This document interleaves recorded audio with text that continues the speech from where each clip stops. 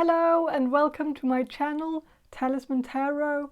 In this reading I want to ask the cards and spirit directly through channeling about how you will meet your future spouse, and I will also ask how their first impression will be of you when you meet them. And so I have 7 groups here that you can choose from. This will be group number 1, this will be group number 2, this will be group number 3, this will be group number 4, this will be group number 5, this will be group number 6, and this will be group number 7. And so I will ask you to use your intuition and choose the group that speaks to you the most, the group that catches your eye, and that group will be your group.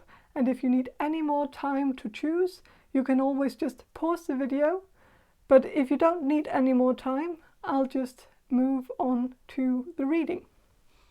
Hello, group number 1. You chose the Hermetic Tarot deck, and I will start with some channeling and then I will shuffle the cards for you. So, okay, group number 1. The people who will choose group number 1. How will group number 1 meet their future spouse?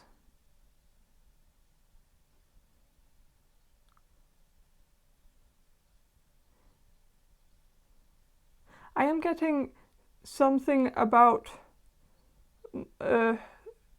multicultural, something where 2 cultures come together. So I am getting that you might meet at some kind of event to celebrate a culture or to celebrate some kind of diversity. Something about people get some kind of event that mixes people together from different backgrounds, from different cultures, or something like that. So this could also be some kind of bar where, like a theme bar that have different themes, and one night could be like a theme night for some culture, like where there's like some kind of Brazilian night, or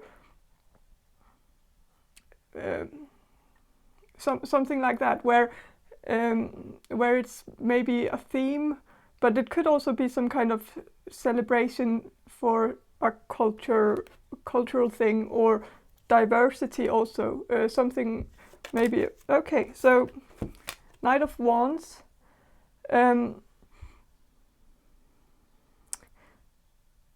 It says Lord of Flame and Lightning. So you could meet at a night where there's lightning outside. So it could be a stormy night, or so look out for like lightning and thunders. Like if you go out to a bar and there's a thunderstorm outside, maybe that could be a sign that you will meet your future spouse that night. So this also kind of makes me think of Harry Potter with the lightning. So you could also meet at some kind of Harry Potter theme night, some kind of event where people dress up as characters from Harry Potter or something.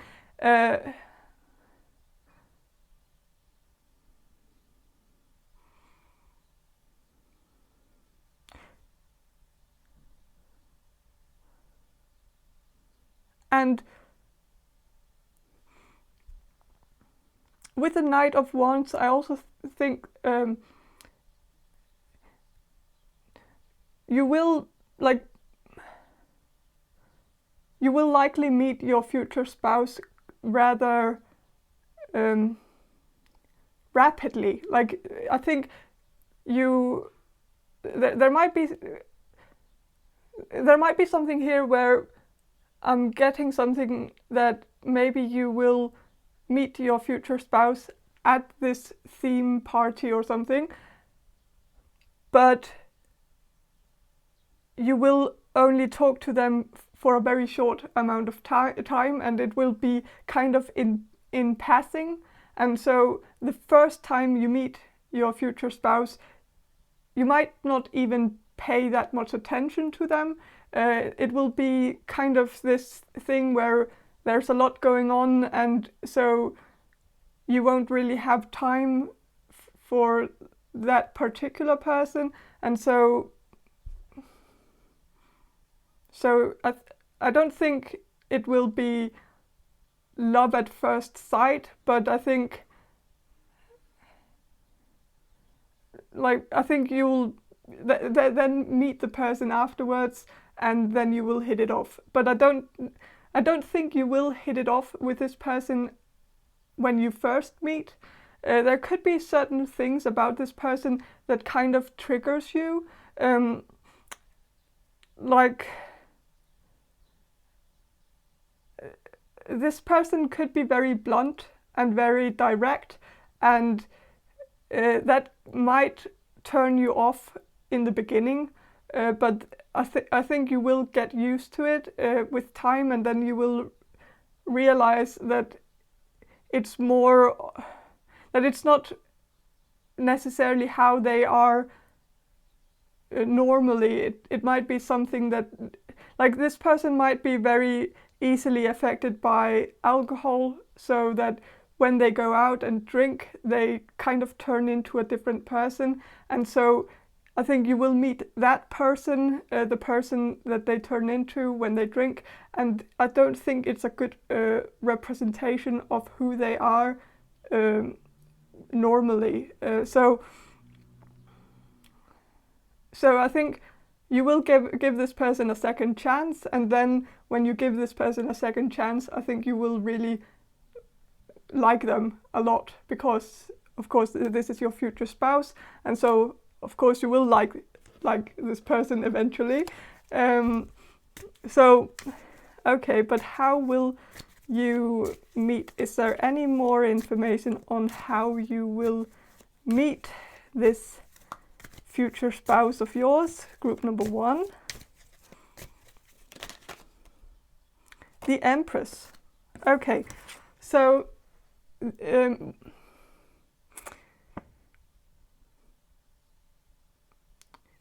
with the Empress, I think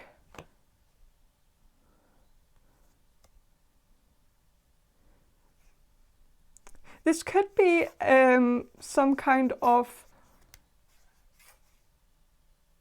event that happens at your school,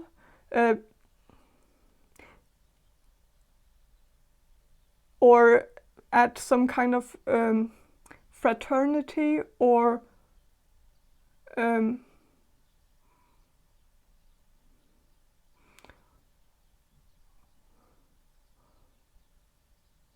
it could also, for a few of you, you could meet this person at some kind of event that celebrates your culture. So if you are a foreigner, there might be some kind of theme party that is in celebration of your culture or your country.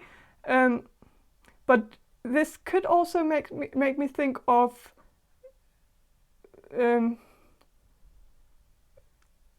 like the Empress is the mother, and I think of a mother country, and so maybe you will find your future spouse in your mother country if you are a foreigner. So if you go traveling back to your home country or your mother country, you might meet your future spouse there.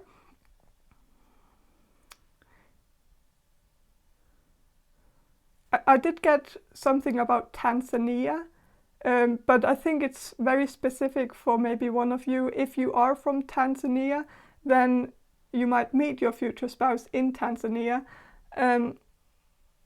But I don't think it's a general thing. I think it's more specific for one of you.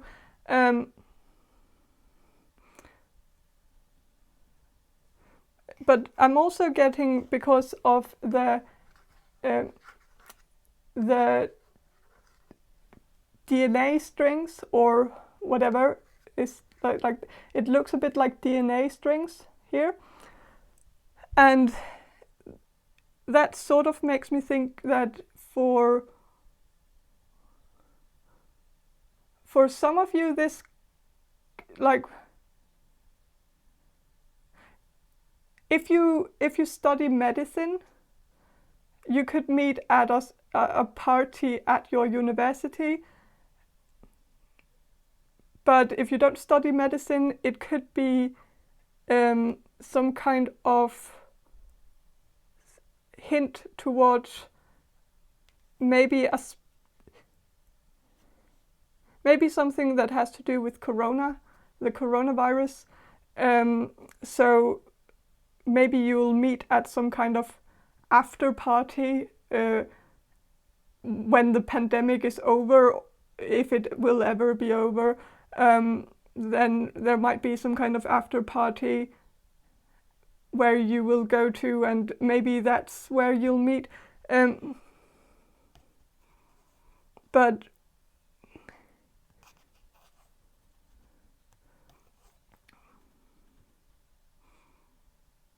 yeah,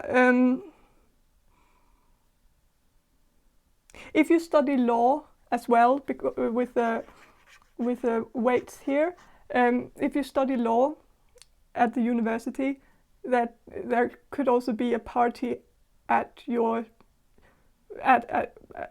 university for law students.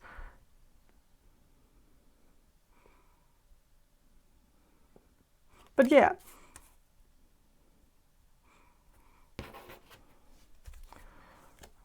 Any more hints to how group number 1 will meet their future spouse? 2 of Pentacles.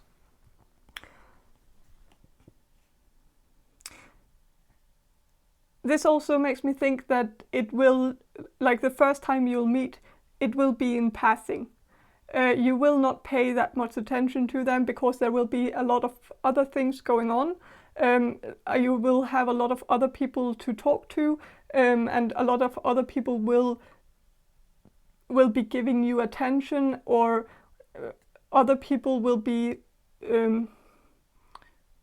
wanting a piece of you. Like people will be coming up to you, asking you questions or something, and so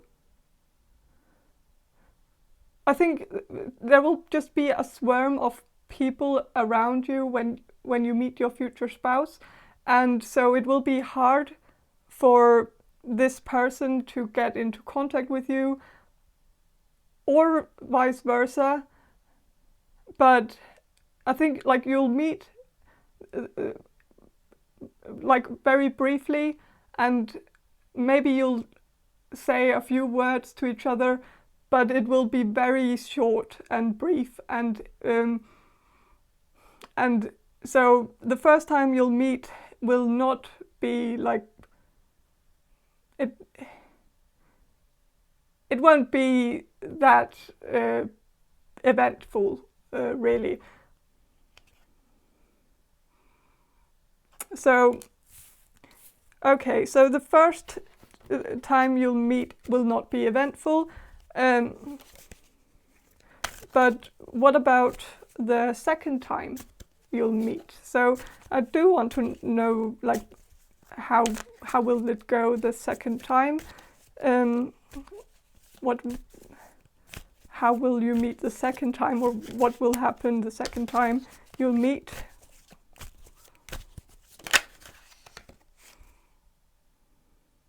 Knight of Pentacles. So yeah, the first time will be very brief and rushed and rapid, and the second time it will be a lot slower. You will have a lot more time together the second time, and I think you will be really much, like there will be enough time to actually get to know each other, and maybe even a bit too much time really the second time. So I think there will even be time enough to actually get a bit bored with each other, but I don't think that's going to alarm any of you.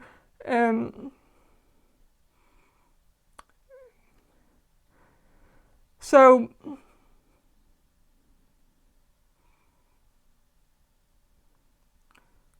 yeah,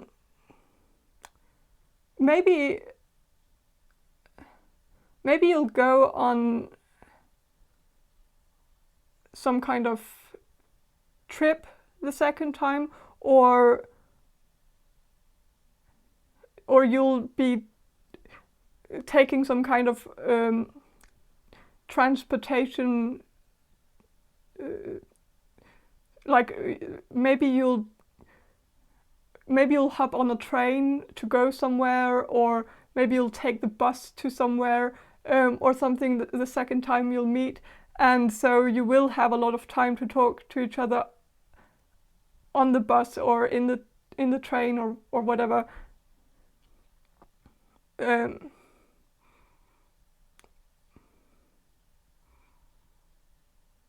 But like if this is someone, if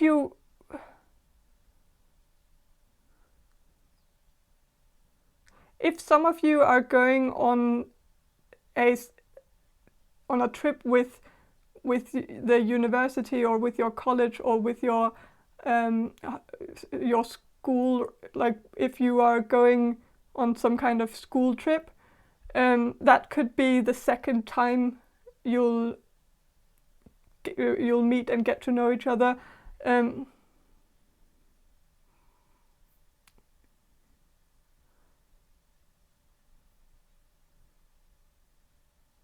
Or maybe you'll just maybe you'll plan some kind of second date or a first date, because the first time you'll meet will not really count as a date, because you will just meet very quickly. And so maybe you will plan a date together, and maybe that date will be somewhere far away from where you live or where they live, or maybe they live maybe this person lives far away from you, and so you'll have to go take the train to them or something, I don't know. But there could be a trip involved.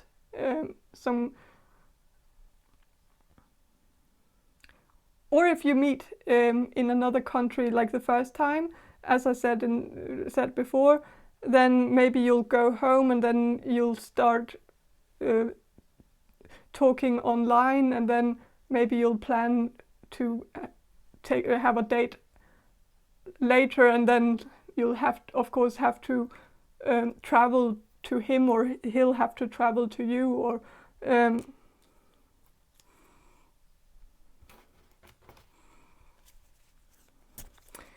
but okay, so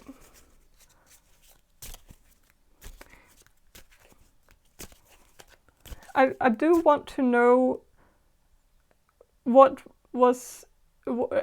is going to be this person's first impression of you when they meet you the first time.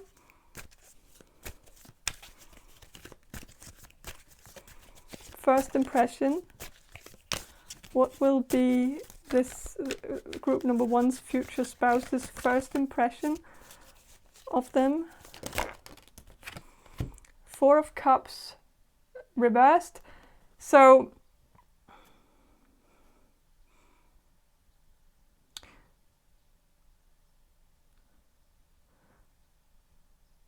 this person could maybe see you as someone who is like when you meet, like I did get like this image in my head of you being around a lot of people when you two meet. And so I think you will be at some kind of event or a party or celebration of some kind, and there will be a lot of people around you, and a lot of people will come up to you for some reason and ask you certain questions, or want to talk to you, or want to small talk with you, or and so I think this person will, like, the first impression this person will get of you is of someone who's a bit busy with other people. Like this, when this card is upright, it's someone who's saying no to offers coming in, and when it's reversed, I think of someone who is not saying no to offers coming in, and it's not in this situation. I think this person's first impression of you will be that you will maybe not prioritize them as much as they would want you to, and so I think this person will feel like you should be saying no to all these other people who are asking for a piece of you, like and choose to talk to them instead. Like I'm getting that this person will be trying to get in touch with you, trying to have a conversation with you, but these other people will be disrupting the conversation, and I think this person will feel like you allow them to do that, that you're not being clear to them, and that you should just say no to them, but instead you're actually being very, and maybe it's because you're a very polite person, and so when people come to you and ask you a question, you won't be turning them down, because why would you? And so, but I think this person will be a kind of annoyed with all the disruptions, and they will feel like you should prioritize them over the others, and so you should say no to the others and only focus on them. So I think this person is a bit like, this person will be a bit of a Knight of Wands, a Knight of Wands kind of person in the beginning. Like they will, this person, this card is a card I often associate with Leo, and so like when I think of this card, I think of someone who really wants to be the center of attention, and so I think this person will feel a bit rejected by you at first, because you're not making them the center of attention, because you're not giving them all the attention, that you're actually sharing your attention with others, or that they have to share your attention with other people, and that will be kind of annoying to them. But it seems as if this could be drunken behavior. I think this person, like the second time you'll meet, they will be very much like down to earth. They will be more grounded. They will be more patient and more just relaxed the second time you'll meet. So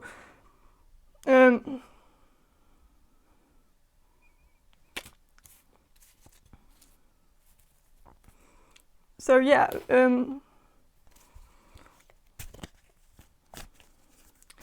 but I want to know how the second the second time you'll meet, like the second date, how that will go. How will the second time they'll meet go? So, okay, Princess of Wands reversed. So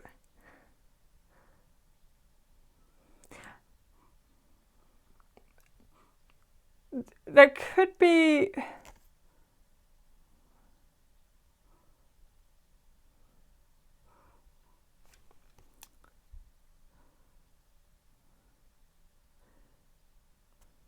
I think you will,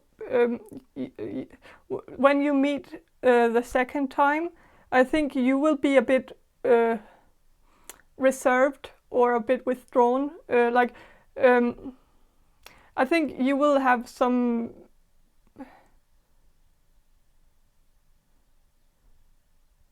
I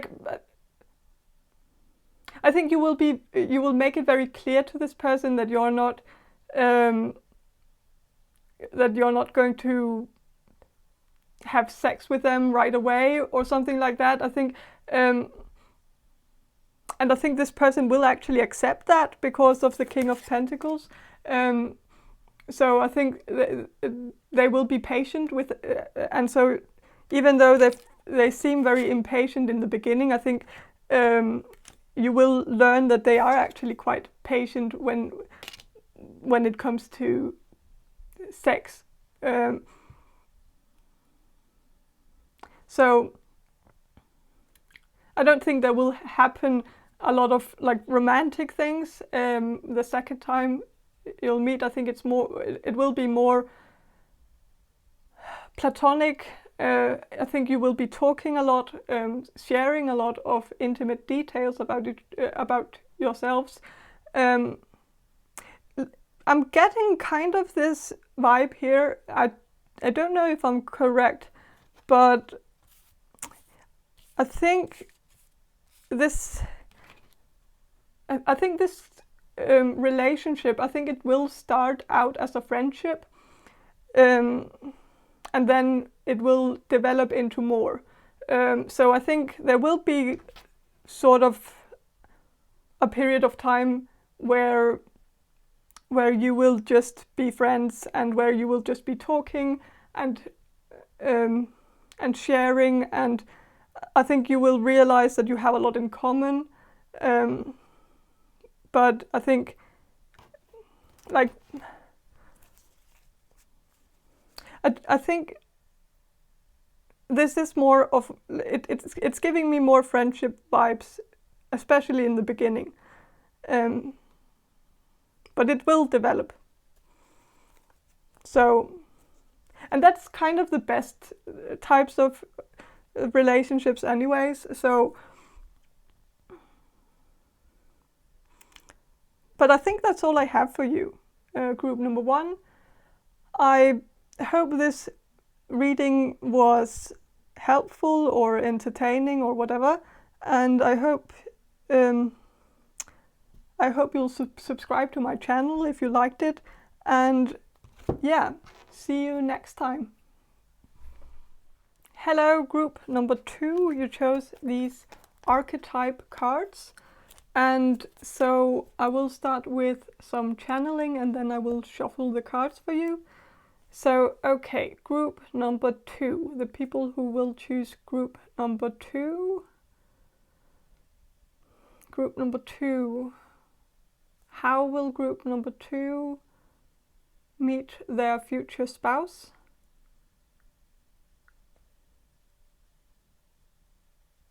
I am getting that this, there is something here about horses, but it doesn't have to be about horses. I think you might meet outdoors at some kind of outdoorsy event that could have something to do with horses, like horseback riding, or like you know, where you gamble on horses, like but something that, but it was just the first thing that came up was horses, but I don't think it doesn't have to be literal horses. This could also be some kind of sign, like a hint that you'll meet at something where you'll see a horse. Like there could be like a sign at the entrance of the place where you'll meet, where there's a horse, like a logo of a horse, or it could also be a bar that has a name that has something to do with a horse, like the drunken horse. I don't think there is anything like that, but or something. But I think generally for all of you, I think you will see something that has to do with a horse. The time at the moment where you meet your future spouse. It's kind of like a common denominator. It's like that one thing that you all have in common, and the funny thing is, like, it's the synchronicity thing, like, but there's like horses can be like, there are horses in many things. Like there can be things where there's a horse symbol. Like there's also like a horse on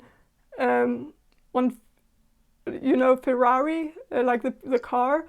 That's also a horse. So you could see a Ferrari like the day where you meet your future spouse. It could be at some kind of car event where there are Ferraris, or it could be something like it could also just be a shirt. Like this person could be wearing a shirt, like a polo shirt with the label. Is it Ralph Lauren, or the label with the person who's on a horse, like there could just be something like I just feel like just look out for anything that has something to do with a horse. And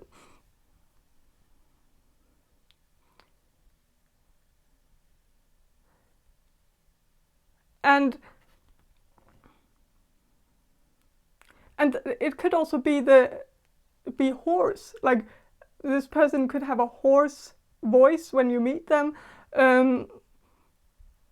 like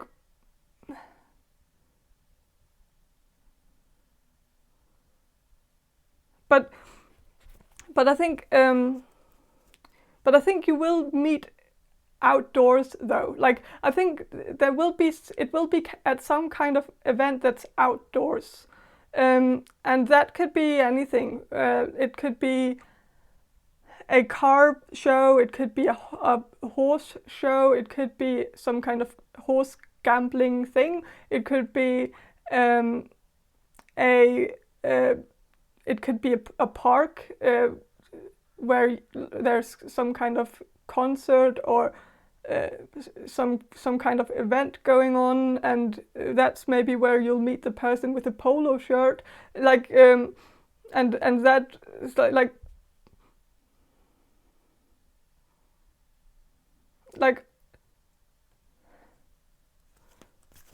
but I think I am kind of getting that it's outdoorsy. Also with this card here, ignore the father thing like for a moment and just look at the picture.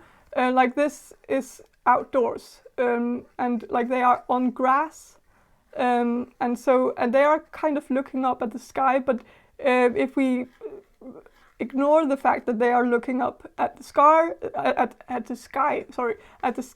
there could be something about a scar. This person could have a scar, but look up in the sky, and there could also be like if you ignore that they are looking up at the sky, they could be looking up at something else, like at a concert, or or so I think you will be there will be some grass. It will be outdoors, and maybe when you meet, you will be sitting like this on the grass together. Even though this is father and son or father and daughter, I can't really tell, but it doesn't matter though. But like if we ignore that this is his child, then maybe I think when you meet, you will sit very, very close and very intimate, and there will maybe be a hand on the lap or on the thigh. So it, in the beginning, I think when you first meet, I think right away there will be some kind of action. I think you will get very handsy kind of quickly. So I think it will be an instant connection, love at first sight, very also a bit of a raw attraction. I think I think when you meet this person, and it seems a bit weird to talk about this when it's a father and son card, and it seems like a bit incestuous, but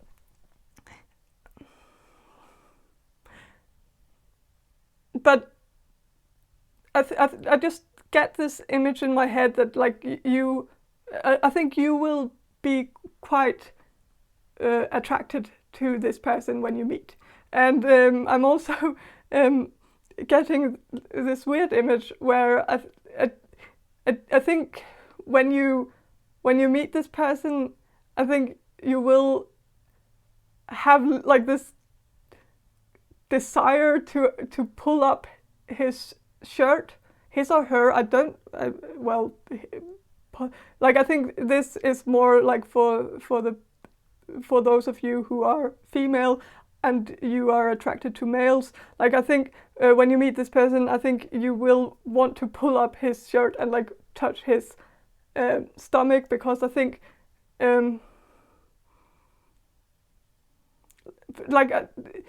I think this person is kind of ripped, athletic. I think this person could have a bit of a six-pack, and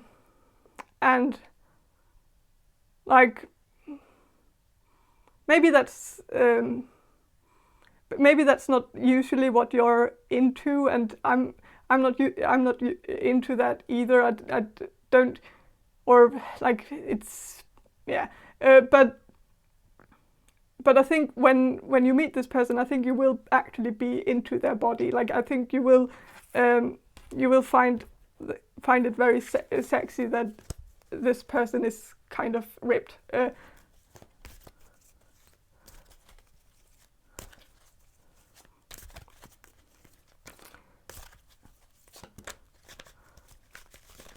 So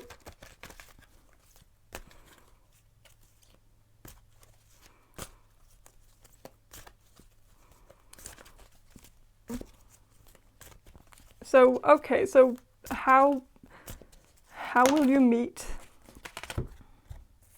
Guide.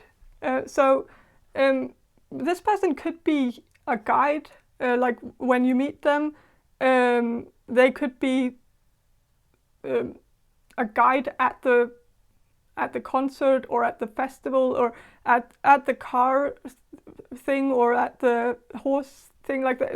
This person could be the guide. There could be some kind of guided tour where this could also be when you start a new school, or when you start at the university, right in the beginning, when everyone is getting to know each other, there are usually some older students who take on the responsibility to guide the younger students so that they know where their classes are and where they are supposed to go, or like orientation in some way. Like this person could have some kind of like this. Yeah, there could be something about either a guided tour, or this person could be some kind of mentor, or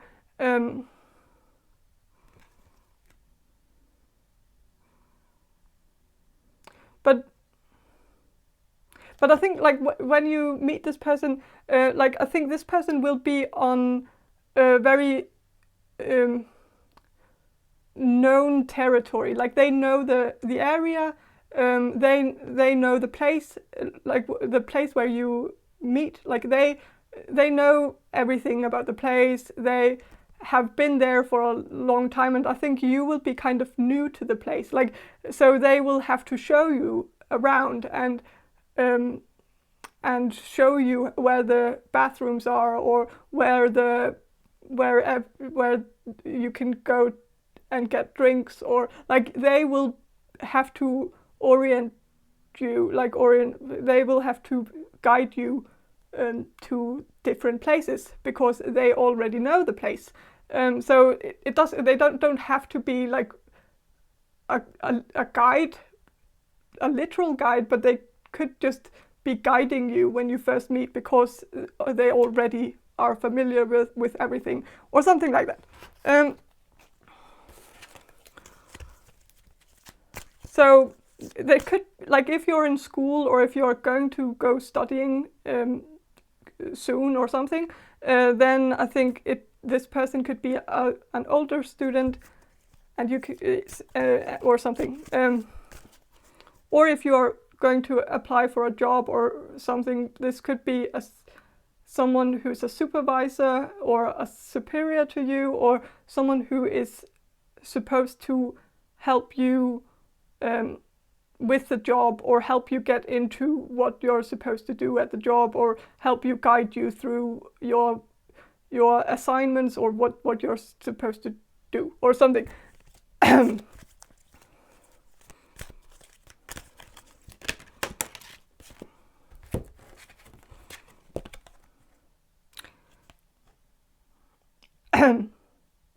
With a detective, I think when you first meet, I think you will meet from, like, I think your eyes will kind of, like your eyes will meet across the room. Like I think you will meet at a distance, and like instantly connect, even though you will be quite far away, you will still instantly connect. I think they will be able to detect you from the crowd. Like they will be able to single out you out of the crowd, and you will be able to do the same.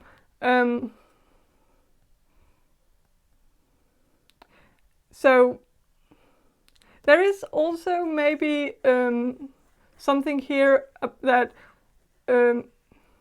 maybe you will have stalked their social media before you meet, or this person might have stalked your social media prior to you two meeting. So like this could be some like you might meet at some kind of event where you've joined the event on Facebook, like and so there might be a group on Facebook prior to the event where this person will have seen your face beforehand because they could see that you were attending the event. or maybe this person will just look through all the attendance, all the people who are going to the event, and so your face will show up, and so they will have seen you beforehand. So with the child divine, this kind of came up half reversed, or like it didn't come up reversed, but it came up like half and half. So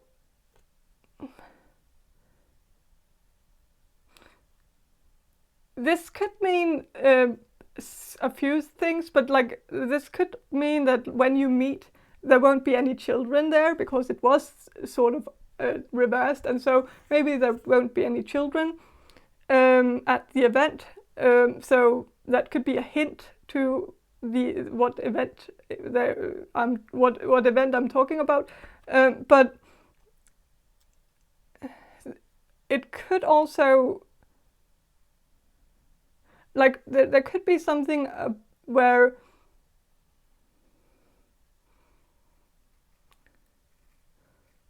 you'll meet at some kind of event that is a bit counterintuitive, or a bit like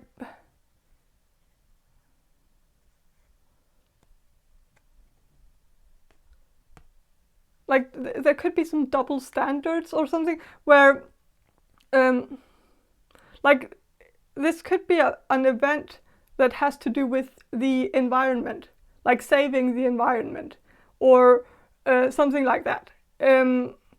But then the event is like, there's something at the event that is kind of counterintuitive, in the way that like maybe there's a lot of pollution at the event, or like it could be a car event that is like trying to get money to save the environment, but it's a car event, so it's like it's the opposite of saving the environment to have like a car event, but to like it's, so there could be something where you think that this event is a bit like, it's a bit silly, because it has some double standards, where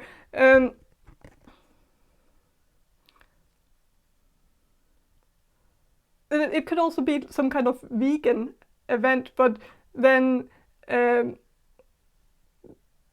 there's like some, like it's just that I think you will pay like there is something about this event that will bug you, like it will annoy you, that like it's counterintuitive, that it seems as if like this says innocence and purity and redemption, and so it could be some kind of event that portrays itself as very pure and very innocent, but really it's not, like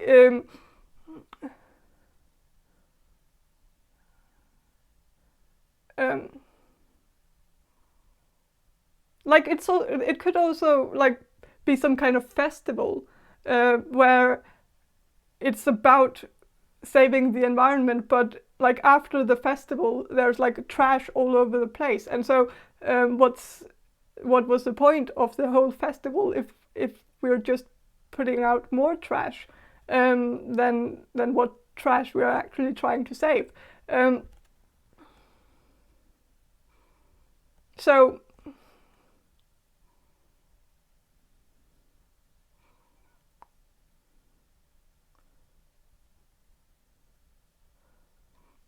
and so but this card could also tell me that this person that you'll meet, who will be your future spouse, that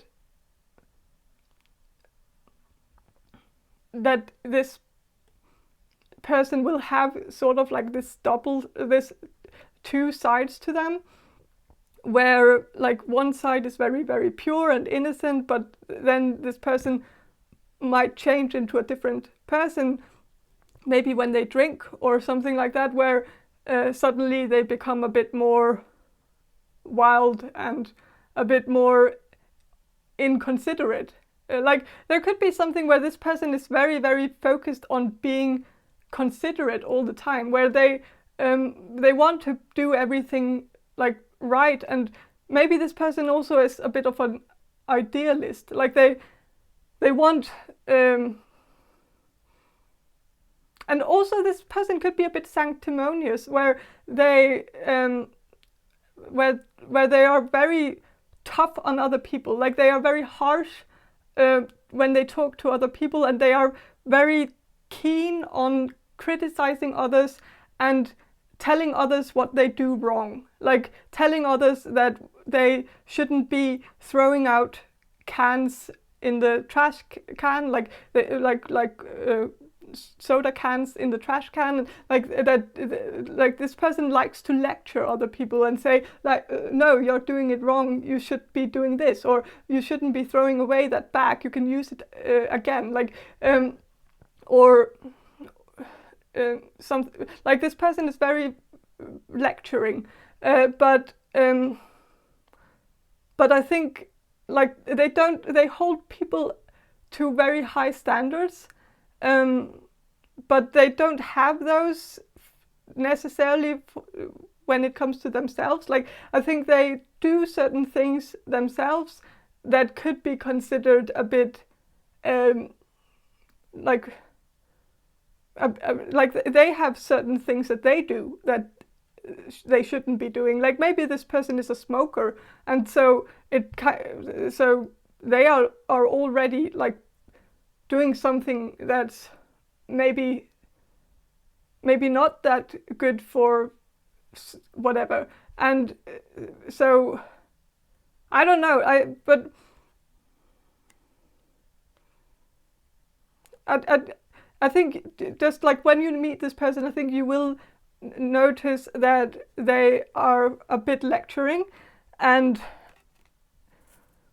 a bit sanctimonious, and I think you will be a bit annoyed by it like right in the beginning, but again, like I think you will get quite I think you will be very attracted to them.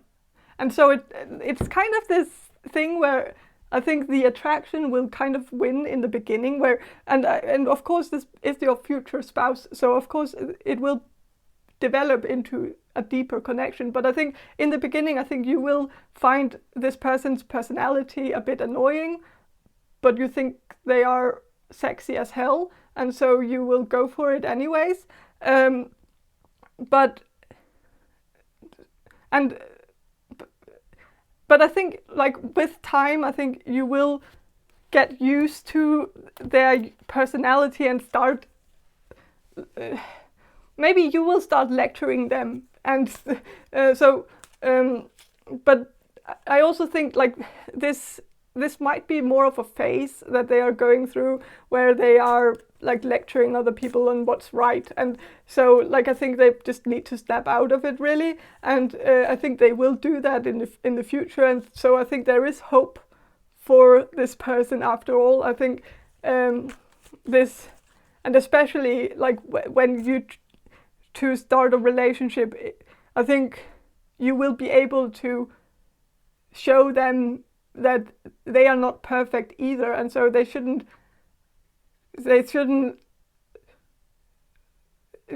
expect other people to be perfect when they aren't perfect themselves. And I think they will get it at some point. With a dilettante, I don't know how to pronounce that. I'm sorry, I've only seen it in writing. But it does, yeah. I think I think when you meet this person, like I think right when you meet them, I think there will be a lot of different activities at the place where, like, this reading is about, like, where will you, like, it's more like where will you meet them or how will you meet them, but also like geographically, like at what kind of event will you meet them. And I think the event that you will meet this person at is going to be some kind of event where there are a lot of different activities going on. Like there will be certain posts. So this could be some kind of festival or some kind of carnival where there are activities, like where you can play some games, like where you can throw a ball at something and hope to win something, like or like so I think there will be different activities going on that you can kind of sign up for as well. I think you can sign up for different activities.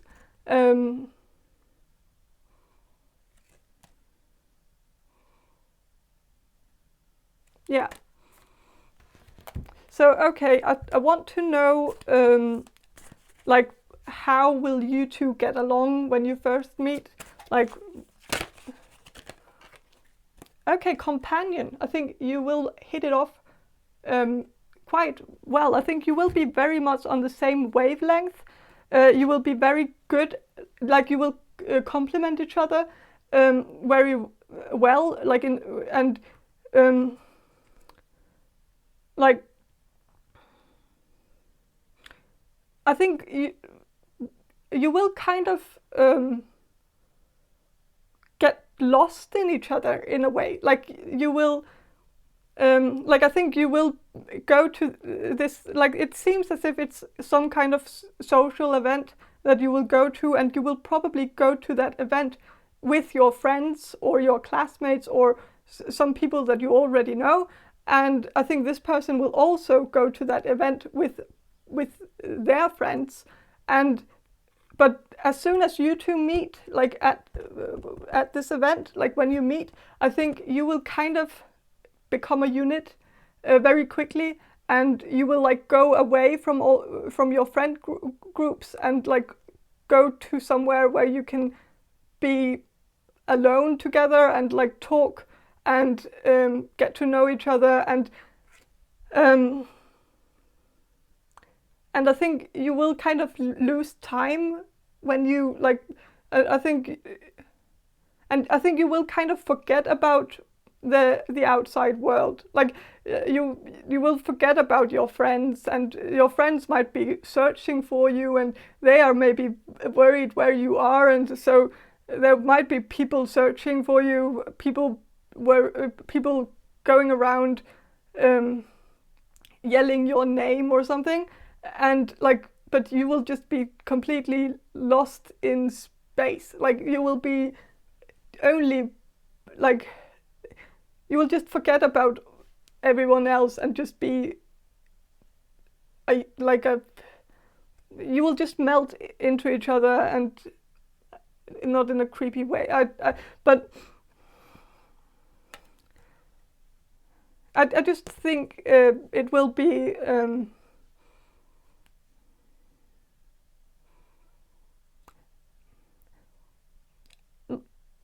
yeah, I think you will be in each other a very good companion to companion to each other, and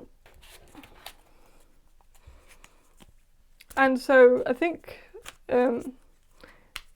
there will also be some kind of familiarity when you meet. I think you will feel very familiar, like they will feel very familiar. Like I think for some of you, you might have a hard time finding people where you just connect instantly with them and where you can be 100% yourself in their company.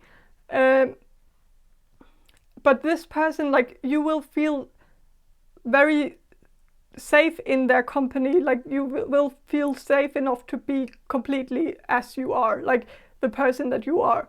And it will kind of be like you're in the company of a sibling or a family member.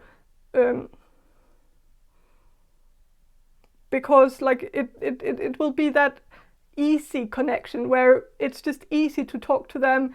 You don't feel any like restraint or any like you will not feel like you have to filter yourself when you talk to them. And you'll probably tease each other, like and be able to tease each other.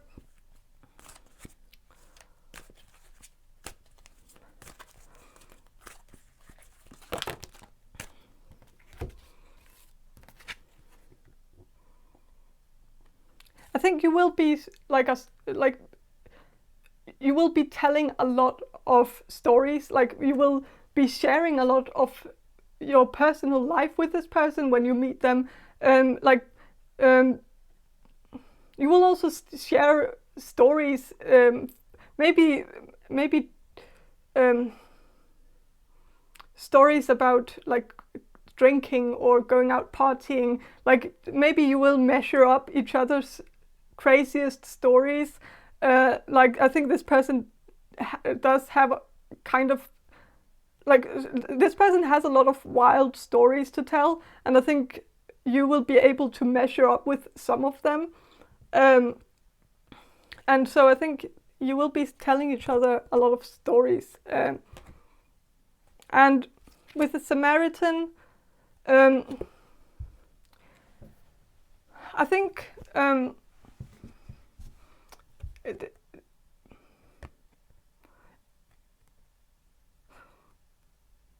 I think you will help this person, or this person will help you with something, or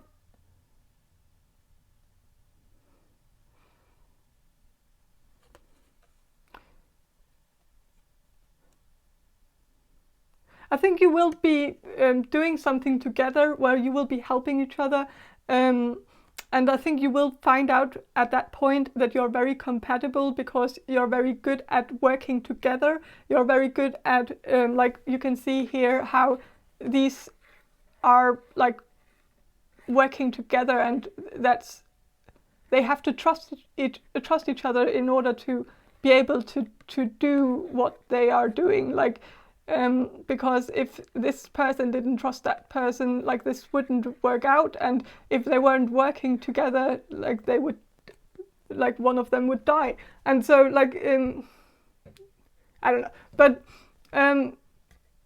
but there could be something where I don't think it's like that brutal, but like but I think you will realize that you can trust this person, that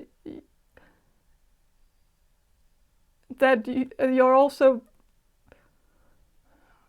that this person is someone who would have your back.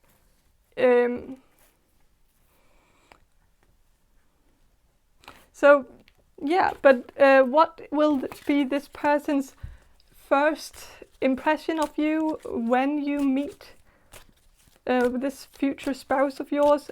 What will their first impression of you be? Shapeshifter. So I think this person will see you as, like, I think this person like right when you meet, I think this person will feel like you have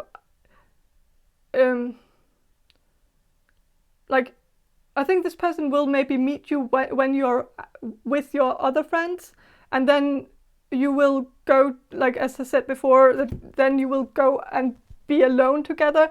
And I think this person will notice that when they met you while you were with your other friends, that you were a very different person than the person that they will get to know when you two are alone. And so I think this person will their first impression of you will be that you're very different with your friends than when you're with them. And so I think they will see you as a shapeshifter, as someone who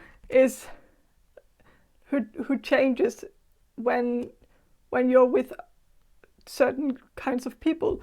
But it doesn't have to be a negative way. But I also think, because this card here, it says skill at navigating through different levels of consciousness, ability to see the potential in everything. And so I think they will also see you as a very spiritual person, someone who can navigate through different levels of consciousness. Maybe someone with psychic abilities, maybe you have psychic abilities and maybe you'll share that with this person. And maybe also maybe this person will also see you as someone who sees a lot of potential in everything. Like you might show this person a very optimistic side of you, where you think that where you see everything as possible.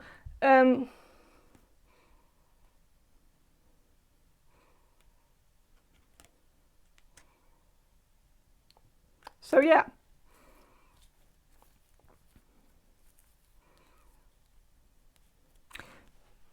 But yeah, that's all I have for you, group number 2.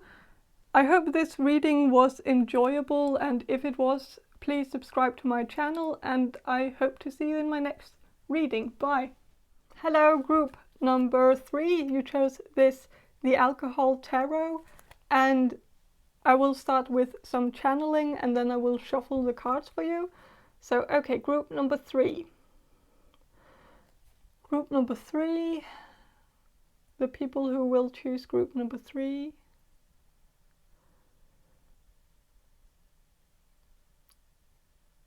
Spirit, how will group number 3 meet their future spouse? I am getting something about flowers. So flowers could be some kind of hint. It's like, I don't necessarily think you will meet at some kind of flower event or something like that, but maybe there will be flowers at the place where you will meet. So it could be outdoors, at some kind of park.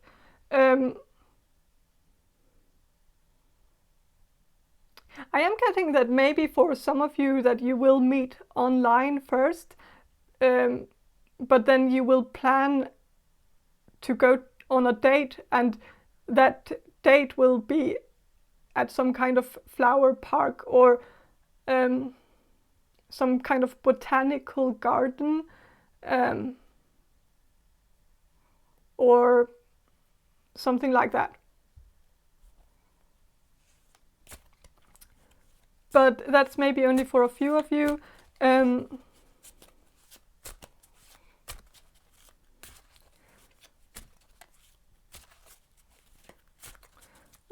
So okay, so how? Ooh. Okay, so this card, I'm not going to show it to you because it's a picture of someone throwing up, but it's the Hanged Man. So I'll just put it here. And so this makes me think of someone, well, I think you will meet at a place where there probably will be alcohol involved. So maybe the botanical garden, well, there could be some kind of festival at some kind of botanical garden or at some kind of park. But this could also be like vomit makes me think of some kind of cleansing, something that needs to be thrown out in order to start anew. So this you could meet this person at some kind of cleansing event, or at a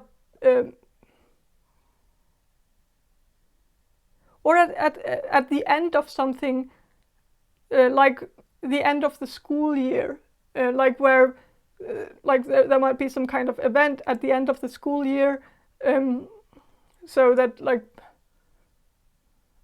to get rid of, or New Year's Eve, like getting rid of the old and starting something new, like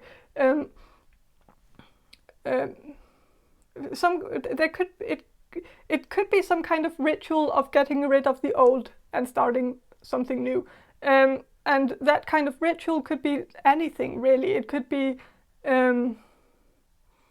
it could also be something like a baptism, or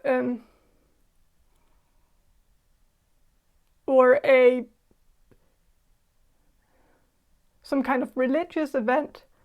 It could be a blackout, like a sun blackout or a moon blackout.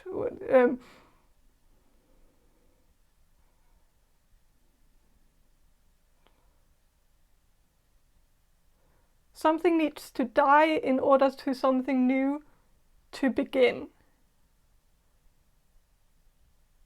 It could be also some kind of event in celebration of the Santa. And I never remember the name. Like the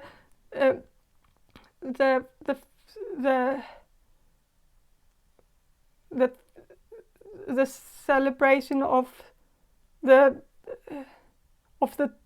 dead, that they have that celebration. I don't know a lot about it. I know that, so if I say something wrong, I'm sorry if I have offended you. But it's just ignorance. I don't really know this. But I have heard about some kind of festivities that are like in South America, where they have those, where they paint skulls on the face or something like that. I know I don't know much about it. I'm very sorry. So, but it could be something like that, in some kind of celebration of the dead, some kind of festive,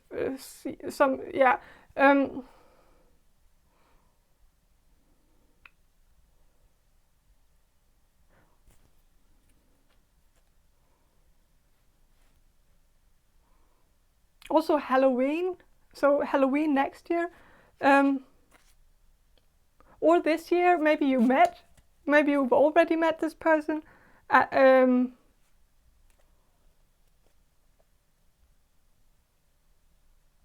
this Halloween, this past Halloween. But if you haven't, then maybe next Halloween.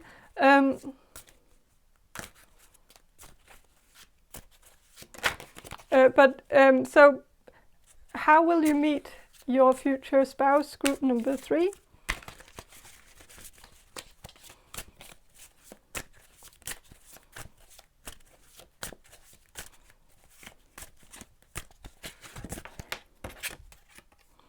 The world.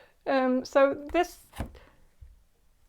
does make me think of some kind of party where there might be dancing involved. But with the world, I also think that there's also a world here in the background, and so maybe there's also some traveling involved. Maybe you will meet this person when you are traveling.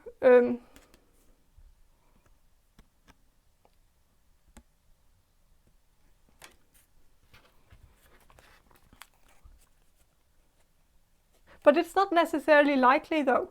I'm not really getting that much traveling here. It's more it's more like a celebration of something that's a different culture, like it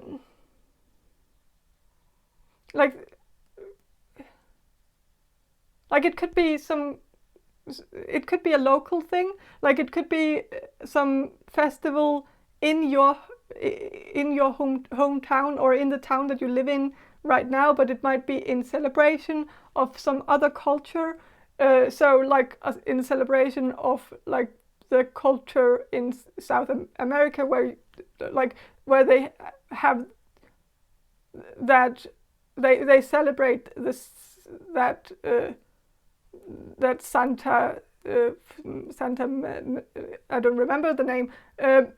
Other places, like they celebrate that other places in the world, even though it's a South American thing. Like also like St. Patrick's Day, like people celebrate that day internationally. So it could be just some kind of celebration of a different culture, but you don't necessarily have to travel to a different place in order to find this future spouse. I think I don't think this person is very far away from you. But this person could be a foreigner.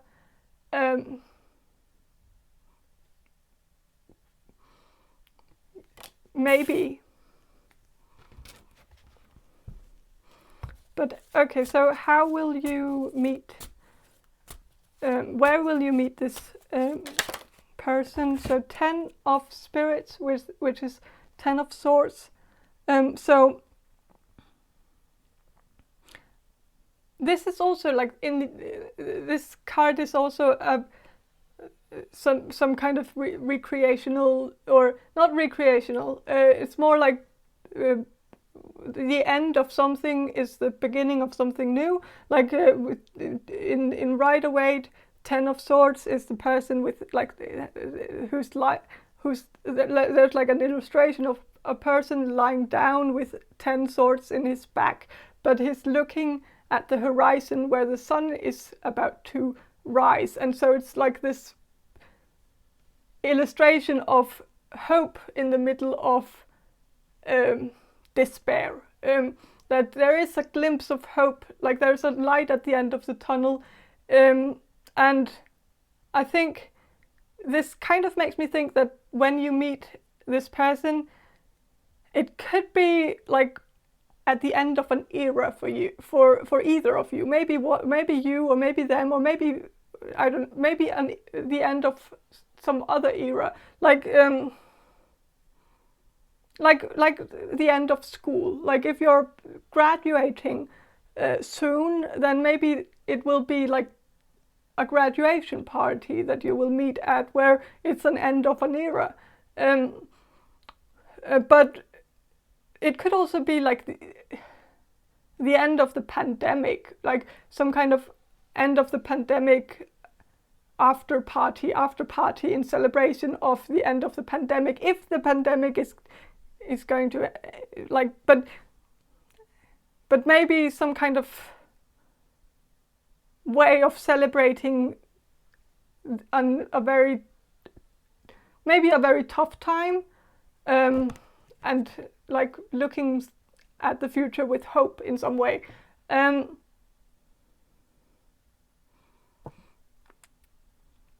But this could also be like that you will meet this person at a low point in your life, where you'll meet this person like at the end of a breakup, or like at the end of some difficult time in your life.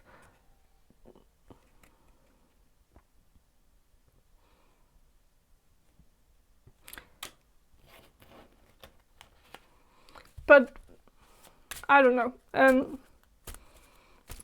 There's like a bit of noise outside, so I don't know if you can hear it, but there's like this high pitch annoying noise, and that's because someone outside is cutting wood.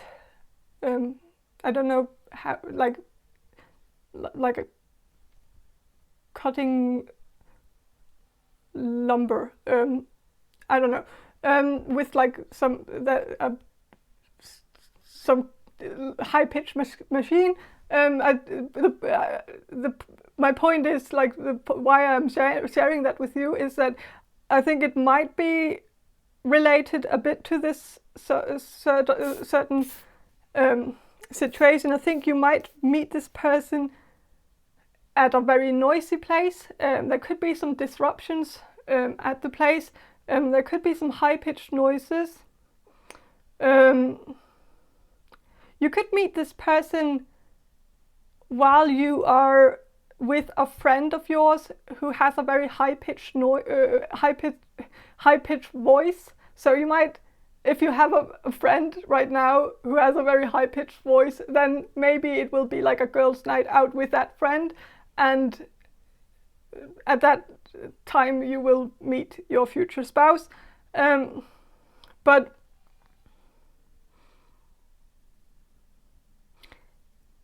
there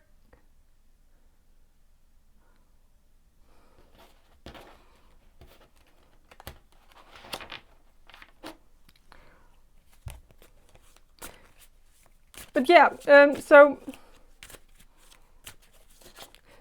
how I want to know how it will go, but when, like, how the conversation or the meeting will go when you first meet your future spouse. How will that conversation be? So King of Swords or King of Spirits, I think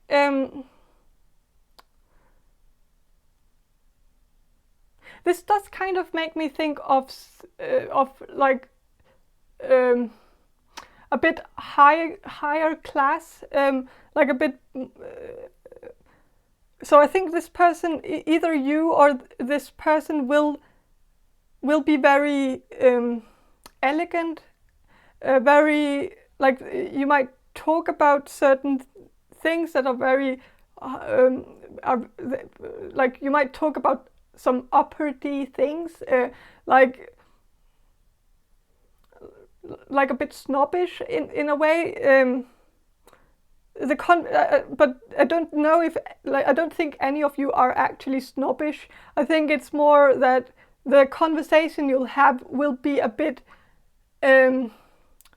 la-di-da in the beginning, and I don't think it's a fair portrayal of any of you. I don't think it's a good representation of any of you, but I think, like, I think you will both get caught in the moment where you will talk about something that's a bit high class, or a bit like, for some reason the conversation will be about something like maybe something like classical music, like or opera, or maybe you will start talking about the wine, or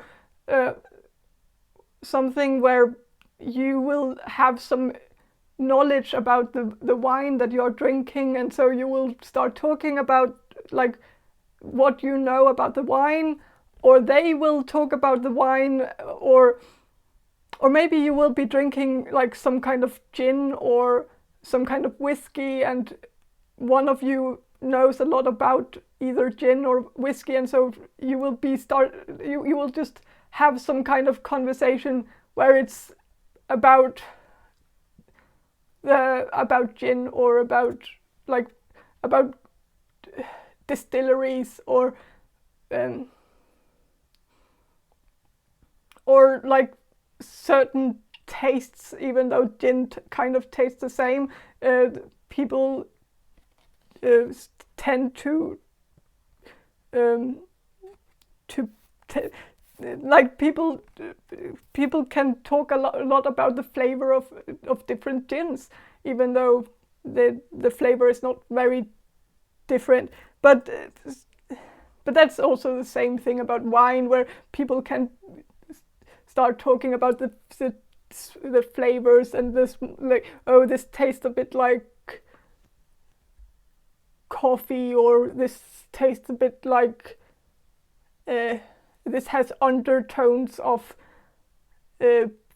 walnut or something, where normal people can't really taste that because it all tastes kind of the same, but some people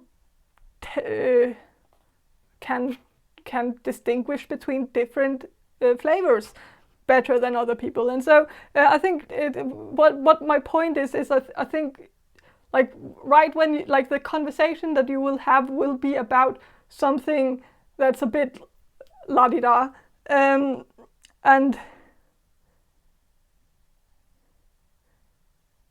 it, I'm just getting that, like, you might start the conversation, like, when you two start the conversation, I think you will have your friend, maybe the friend with a high-pitched voice, sitting next to you, and like, I think she will kind of roll her eyes at the conversation that you two will be having, because it's so technical and so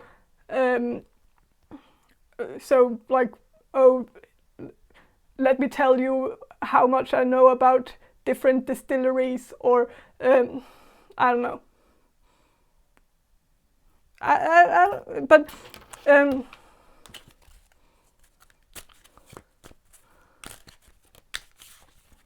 But what will be okay? So King of Beers, which is King of Wands. I think this person, like, I think that the connection will be kind of instant. But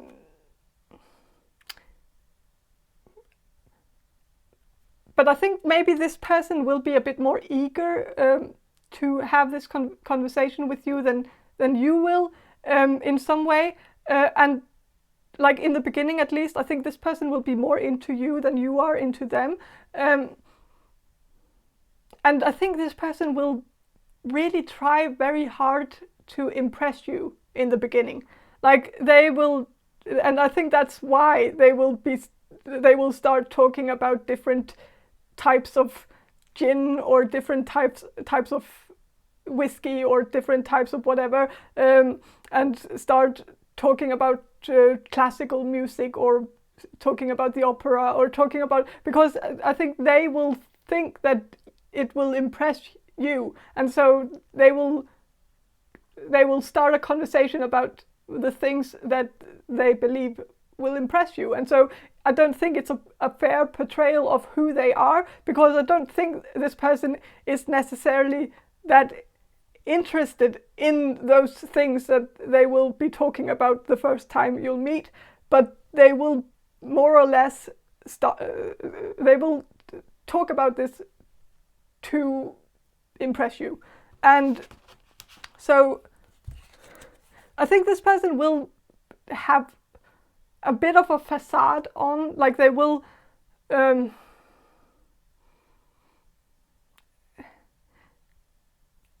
I think this person is very very self-conscious. Like, they are very, like, they see themselves from the outside all the time, and so this person is someone who's very rarely comfortable in a conversation, because they are constantly thinking of how they seem from the outside, how other people perceive them, and so they are not really good at just living in the moment. They are very much focused on their own portrayal, how they are portraying themselves,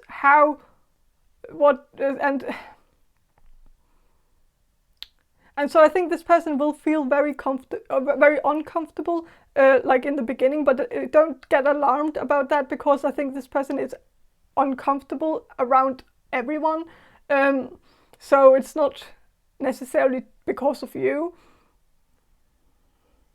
but I think they will be very focused on impressing you, which might make them even more uncomfortable, because they feel like there's something on the line. So I think the first conversation you'll have will be kind of awkward. And I think you will feel like they are a bit arrogant, or that they are a bit self-centered, because like when you meet, like the conversation you'll have will be very much them just talking about what they know. Like they will just be talking about things that they know certain things about, and so but it's because they think that will impress you, and so it is for you. So it's not selfish, really. It's more like they are trying to woo you by trying to make it seem as if they are very, very smart and know a lot of and that they know a lot of things about things, and so they will kind of forget like the manners, like the normal manners. Like they will forget to ask you questions. Like when you meet, they will forget to get involved in you. Like it will be, I think you will feel like it's a bit one-sided, where they are just talking about what they know, but they are never really engaging you into the conversation.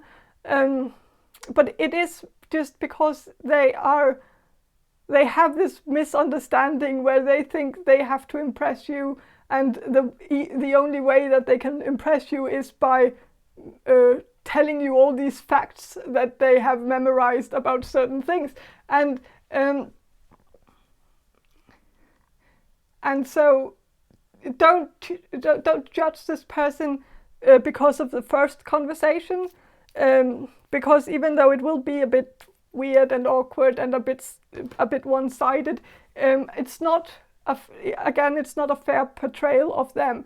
They are very different normally, and they are more curious about who you are, like than it appears like the first time you meet. They will get curious about you afterwards. It's just that they are so focused on impressing you in the beginning. And so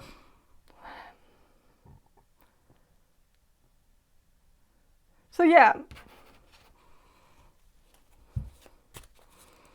So okay, what will be this person's, your future spouse's first impression of you when you meet this person?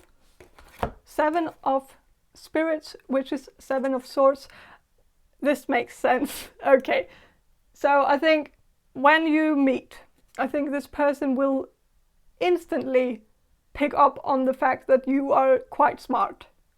For some reason, like there's something that will tip them off. Like they will know it instantly that you are very smart. It can be something that you will say to them, like right in the beginning, or some fancy words that you use or something. Like they will just know instantly that you are very smart. And so I think the reason why they will focus so much on impressing you with all that they know about certain things is because of inferiority, or feeling of that they will feel inferior. They will feel like they have to prove themselves to you, that they are also smart, and so I think it will be like they will overcompensate in a way. Like they will feel insecure, and so they will just ramble on about all that they know, because they believe that will impress you. And I don't know. So yeah, I think they will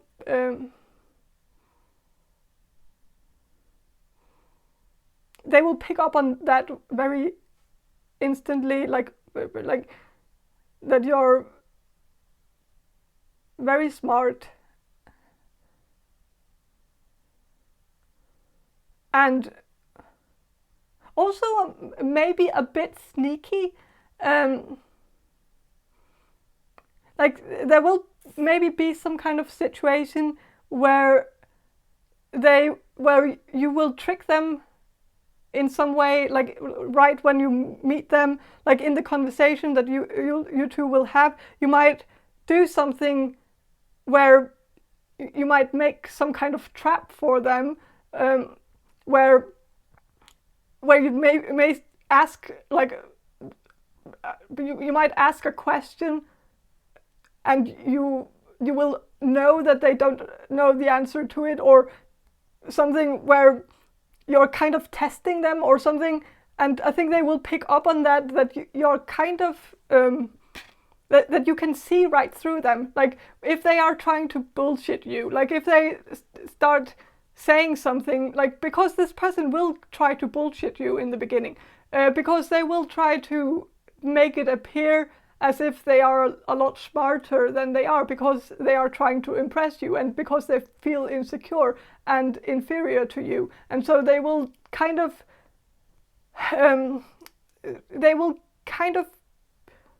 overdo it. Like they will say certain things about themselves that might not be completely true. Like they will brag about something and you will instantly know that maybe it's not completely true. And I think you will maybe poke at it a bit in like the first time you'll meet in this conversation that you will have. I think you will be poking and saying like, oh, okay, so you like where you'll just question something that they said to you or that they will say to you. I think like I am getting that you might have already had this conversation. So I am getting that maybe you have already met this person. For some of you, probably not all of you, but for some of you, I think you met this person maybe at Halloween or around Halloween, and I think you might have overseen this person or you might have this person might have turned you off at that time because of the arrogance, but I think you might give this person a second chance, and I think you will see a much more mellow person, a more down-to-earth person the next time you meet them. Because again, like I think it's like this person was just very insecure, and for some reason you made them a bit insecure, and it's not because you did anything to make them insecure, like it's not your fault, but there was just something that made this person feel like, shit, I'm inferior to this person, and maybe this person also felt like you wouldn't be interested in them if you knew that if you knew how basic they actually are, and that's maybe true, but I think like sometimes basic is good. Like sometimes it's nice to be with someone who's a bit inferior to us, because it can make us feel a bit smarter, or I don't know, but I don't think this person is like unintelligent. I think this person is very intelligent, but I think this person might just not have the same depth as you have, and they might have different talents than you have, and like they are they are good at other things. And so I think you will see that, like, as you get to know them, that they actually have other things. And that's actually the thing that I think will impress you the most. Like, I think this person took the wrong turn here. Like, they made the mistake that they thought that it would impress you if they acted like you, like acted in the way that they thought you would like them to act. And in that way they were mimicking you, like they were mirroring you, like they tried to talk about the things that they thought you were interested in, and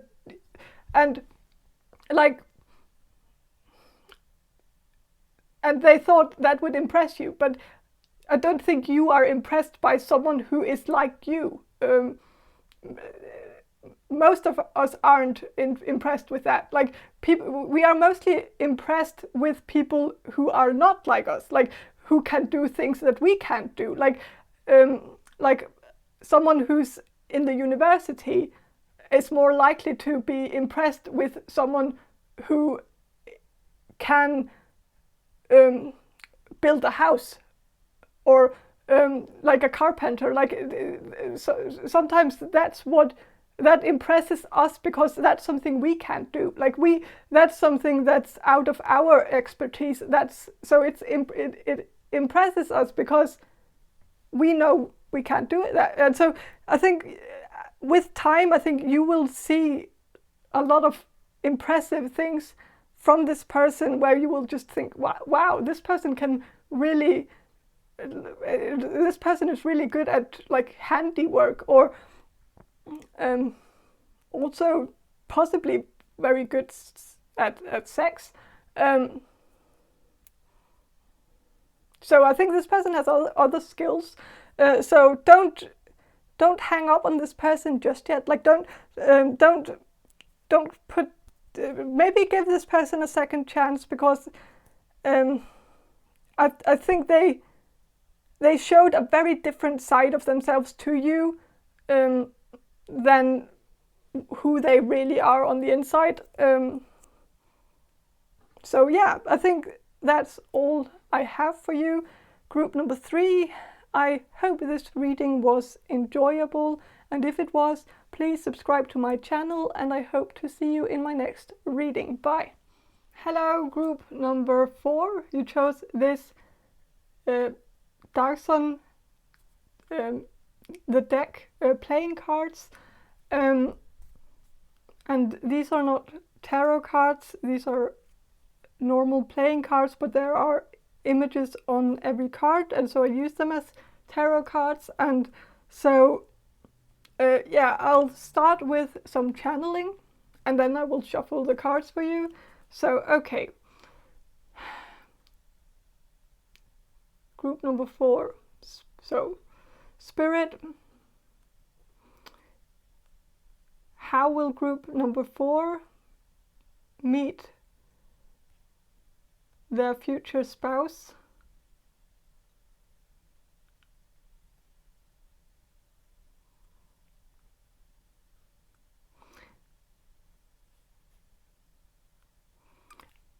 I did hear the word lecture, so I think some of you will meet at a lecture, some kind of, like, a school lecture, maybe at the university, but it could also be some other kind of lecture, or other kind of like some kind of event where there's like a public speaker coming in and talking about something.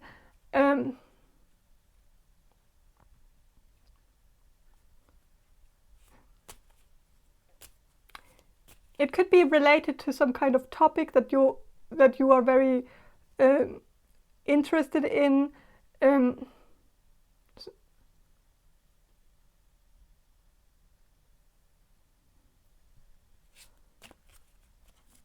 But yeah, let's shuffle and see what the cards have to say about how you will meet your future spouse.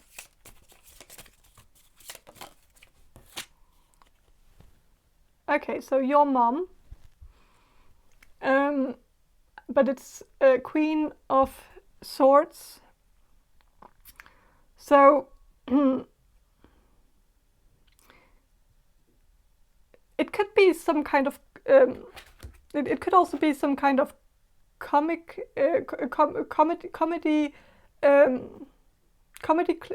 club. Something where like a comedian comes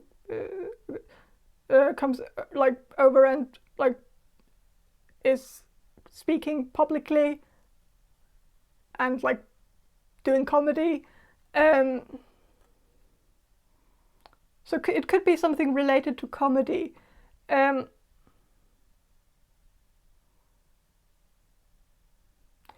Also maybe something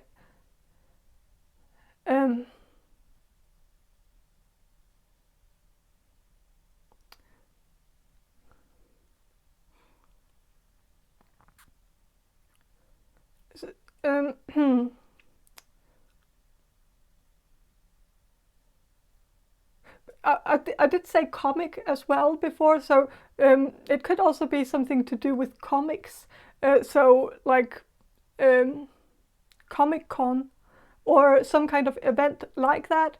It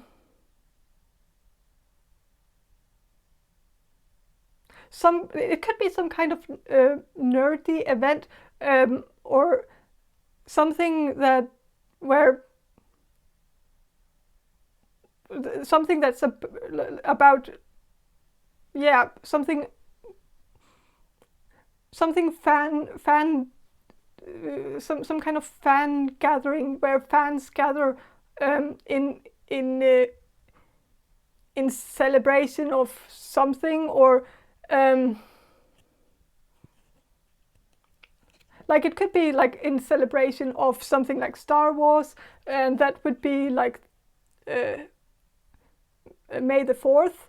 So that could also be a date. Like the date that you will meet could be around May the 4th.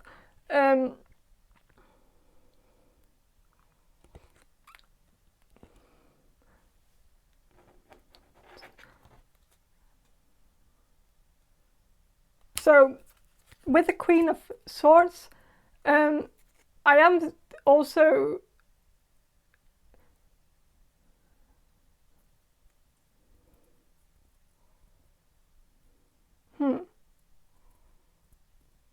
I am getting something about communication, something like it's definitely some kind of event where there will be a public speaker.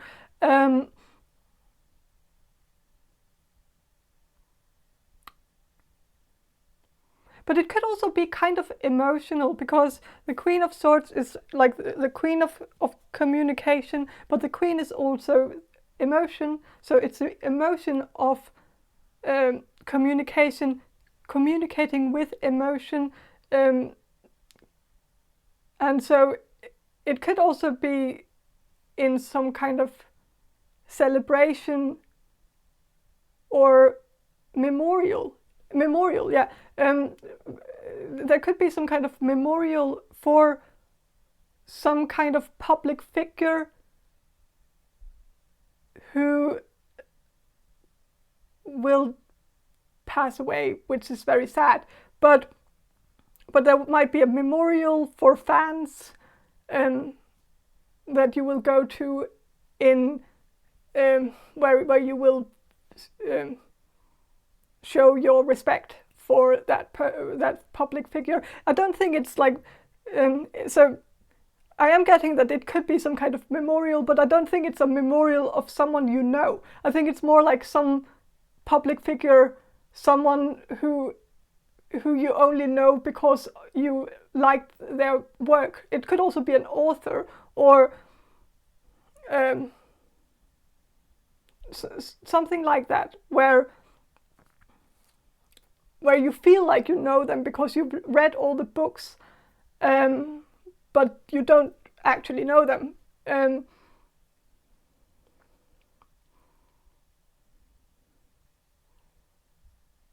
It could also be in memorial of a professor at your university, if you are attending a university, there could be some kind of memorial for a professor, or if it's not that morbid, it could also be like a going away party, or like if the professor is quitting or stopping as a professor, there might be some kind of celebration or something where it's a celebration, but it's also sad because the person is leaving, and so the people who will be speaking publicly about that person will be very emotional and tear up about having to say goodbye to that person or something.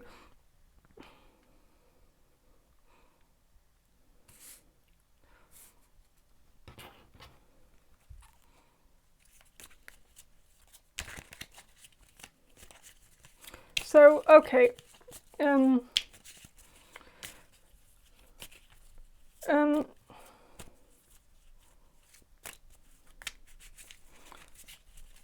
How will group number 4 meet their future spouse? The 7 of Swords. I think, well, it could be some kind of Disney event. It says Disney here, and of course, like I talked about Star Wars before, and so there, of course, Disney came and ruined that franchise. But there could be something about, yeah, it could be some kind of Star Wars event for maybe one of you. I know that's very specific, but it could also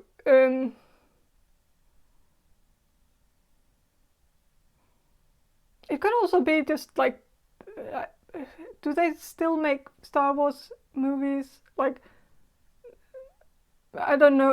I haven't seen like the last ones because I kind of got bored with it after Disney came in. So, but like if they are like planning on making more movies, which I don't know because I don't care, then maybe you will go to the cinema and like see one of those like movies, and maybe you will meet at the cinema, or maybe this is going to be a date where you'll meet at a date where you will go to the cinema and see a movie. It doesn't have to be Star Wars, it could be any other movie, it could be a Disney movie, but it could also be any sort of movie, really. And so maybe the first time you'll meet this person will be at your first date. So this could be a blind date, it could be someone you talked to online, so you wrote to online. So with the Seven of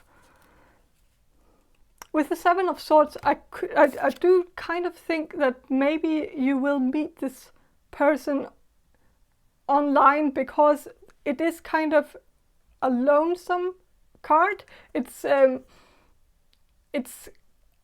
bit like it's a bit about someone who is alone, away from the others, like an outsider, and that could make me think of online dating,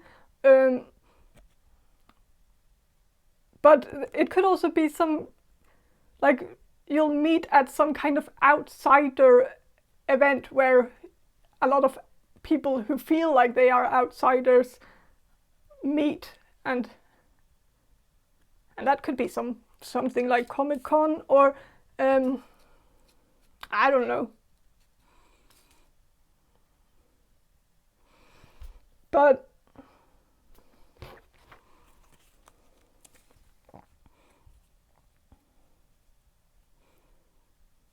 yeah, how will group number 4 meet their future spouse? Okay, so this card is like a double card, like it's all of these cards are, or many of these cards are double cards. This card is like a card of Jesus and it says justice, and then there is another card. I don't know if I can find it. It doesn't really matter, but like sometimes it's good to have it like see it in like in order to understand what's going on. You have to have the counterpart. It's important with the counterpart. So there could be something also where you will meet where it's kind of like, I think when you meet this person, you will feel like they are your perfect counterpart, like that the person is what you're missing.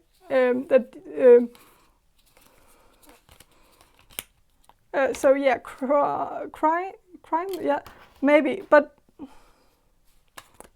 I don't know if, but like this is the crime card and this is justice card. I think this is the pair, where it's kind of saying that like this is what is considered a crime, and that's someone who is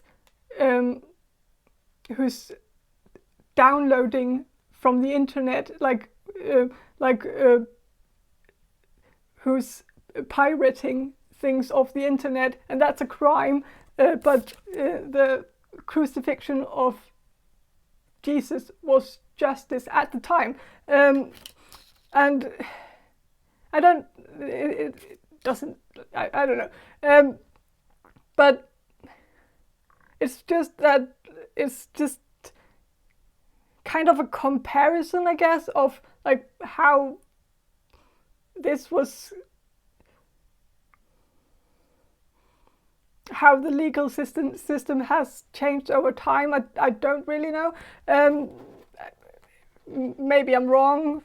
It's fine if I'm wrong. I don't care. But the point is that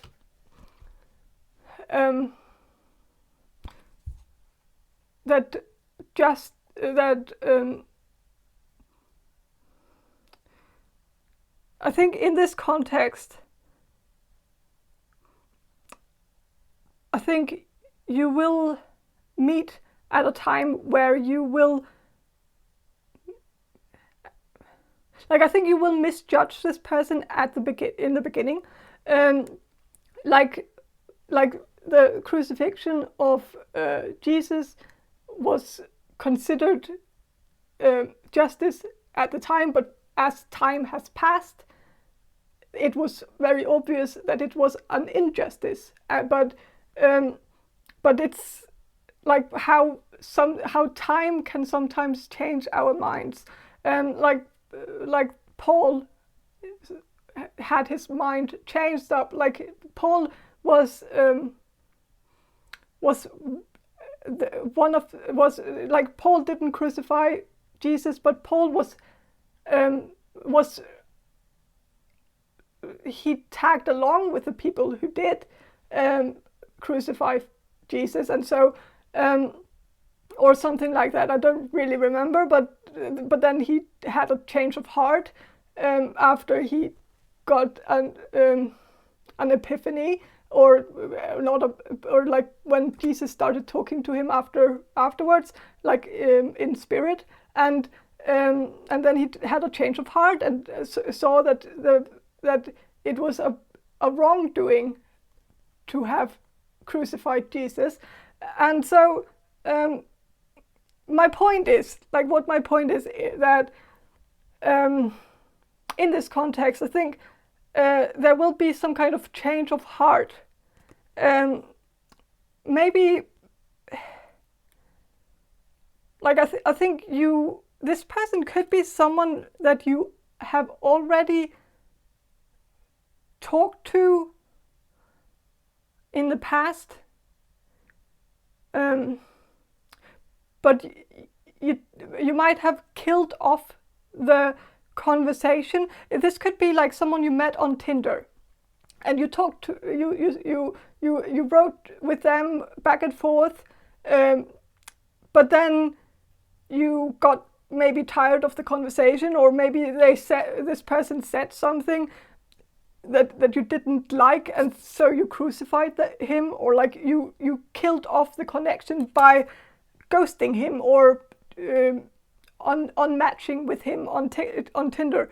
And maybe you will meet this person again on Tinder, maybe, or whatever, and you will give him a second chance, and I think you will change your mind the second time, and you will see that maybe you were a bit too quick to make assumptions last time. But this might be specific for one of you, so I don't know if this is for all of you. This card could also just be a hint that you will meet this person in Easter. So maybe that's just the connection here. So maybe you will meet your future spouse in Easter. So yeah. When is Easter? Like, it's not that far away from May the 4th, is it? I don't remember. I don't really, or maybe it is. I don't completely remember.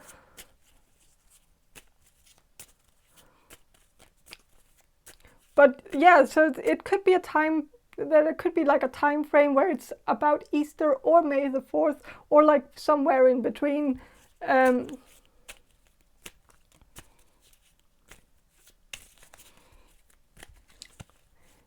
You could meet at some kind of event that has to do with Christianity, theology, or with a card with a justice here, maybe justice about the legal system, or about law. Like if maybe you study law, or maybe you study theology, and if you do study either one of those, then maybe it could be you could meet at some kind of lecture that has to do with theology, law, or something like that. This is also Eight of Cups, and Eight of Cups, like, so there could be something. This kind of makes me think of. This is Eight of Cups. That kind of makes sense. Because Eight of Cups is about leaving something behind, but still keeping the possibility open to reconnect or re-enter, like walking out of a door, but you still keep like a crack open in the door so that you can still go back if you want to. Like, so I think there are many hints here that you might have already made a crack in that door, so that you might have already interacted with this person on some kind of level.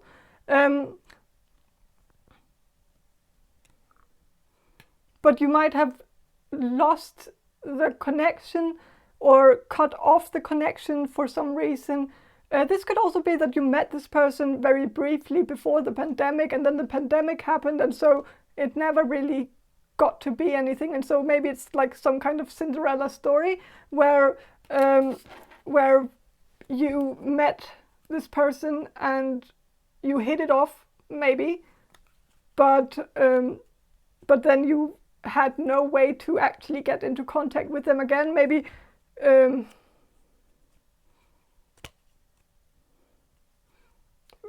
so I don't know.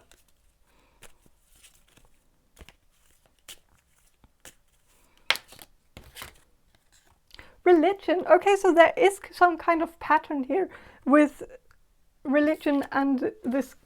So, and also with the Star Wars. Okay. So either this has to do, like this, I think you will meet at some kind of event that either has to do with Star Wars or with religion, which is two very different things. Not really though, but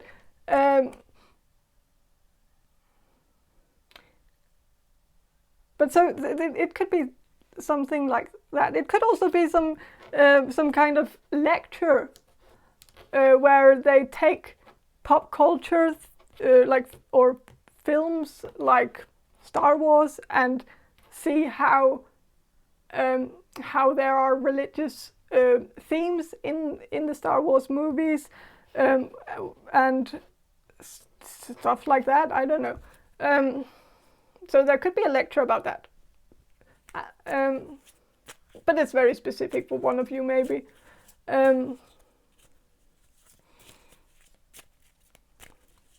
This is 6 of Pentacles. So, okay, so 6 of Pentacles, again, that's about someone from the past. So it's very likely that this person is from the past. It's someone you already know at some level. Like, it's someone who's already familiar to you, like someone you know. It's very likely someone you have already interacted with.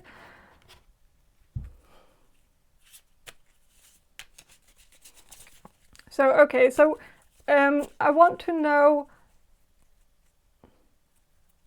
how the conversation will go, like how will the first time or the next time you'll meet your future spouse, like how will that conversation go that you will have?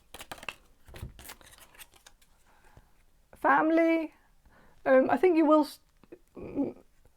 will talk about family. I think you will open up to each other. So that kind of makes me think that like the first time or the next time you'll meet, if you have already met before, like the next time you'll meet, I think you will open up to each other. I think that the conversation will become quite deep and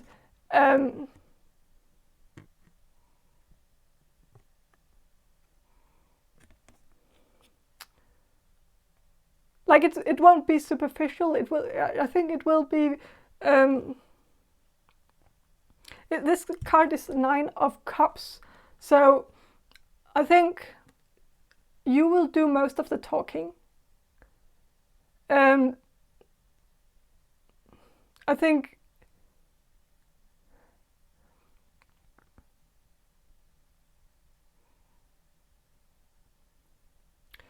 you will.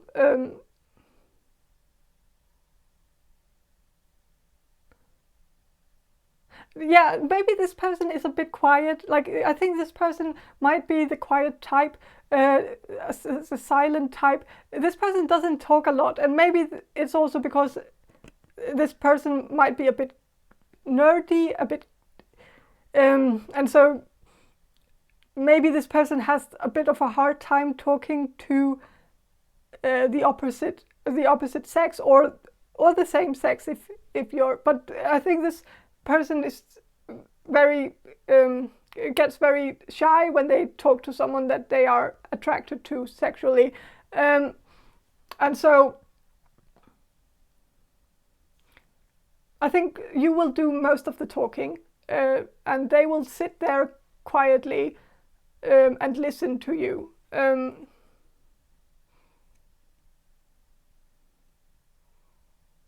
But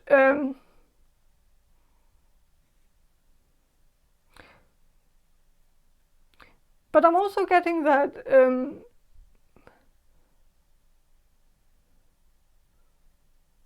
that you two have a lot of, like, I think you have a lot in common.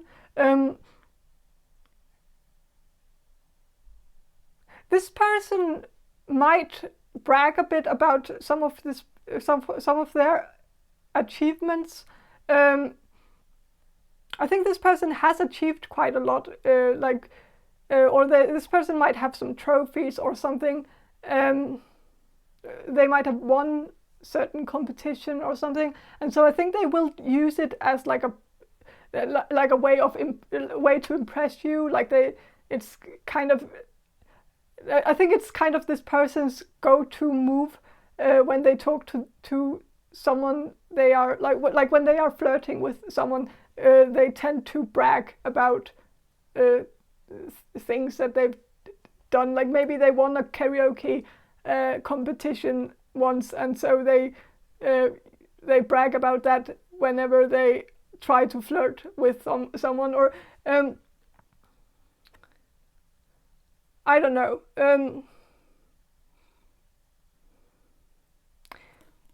But yeah. But again, like with this card here, like with the crazy cat lady, like this person is of course alone, and so I'm getting this feeling that like the conversation will be kind of one-sided, and I don't know if, like, I think you will feel like it's a bit too one-sided, but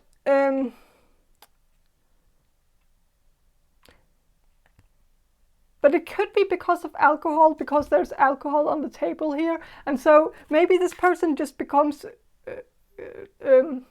like maybe this, like maybe if this person gets very quiet, it can be because of alcohol. Sometimes alcohol has the opposite effect on some people. Like I know a lot of very, very funny people who are like very funny normally, like in their everyday life, but whenever they drink, they become really boring and quiet. And so some people react differently to alcohol. So if you feel like this person is quite silent and quiet and maybe even boring, it could be because of alcohol. And so it might not be a fair portrayal of who they are, like in their everyday life. But it could also be the opposite. Like if this person gets really braggy and starts bragging about certain things that they've achieved and stuff like that, they might come across as a bit arrogant. But I think that could also be because of the alcohol. Maybe I don't know. But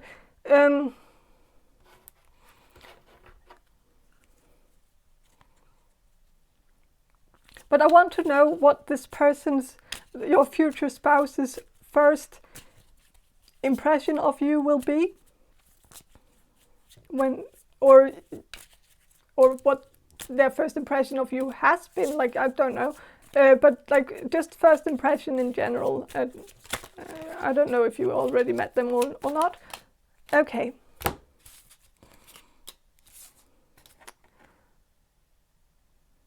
So with the beauty here, like it's of course someone who has had plastic surgery, and so it's a bit ironic, but I think like the meaning in this reading is not ironic. I think this person thought of you as very beautiful, or will think of you as very beautiful if this person is not someone you have already met. So like the first impression is beauty, but maybe also plastic surgery in a way. Like maybe they see you as a bit picture perfect, maybe in a fake way where they might think that you might have had plastic surgery even if you haven't. And it's 4 of Swords, so I think this person, like their first impression is also like that you're very quiet, not quiet because that's how they were, but maybe this person will see you as quiet as well, which is it's not uncommon that quiet people tend to see other people as quiet as well. Like sometimes people tend to lack the self-awareness, so that they kind of criticize other people for not saying anything, but they are not really saying anything themselves. And so it's kind of like I think this person might see you as a bit too quiet, like as their first impression at least. But they are quiet as well, and so it's like, I don't know. With a peace card, it's okay. So like this is like the opposite. So maybe I was like, of course, these.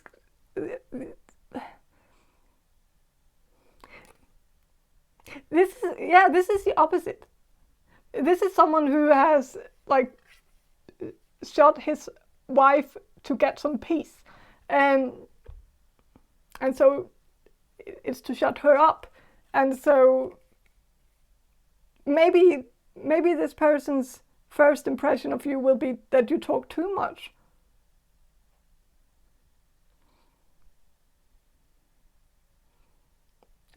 I don't know. Like it's a bit all over the place, but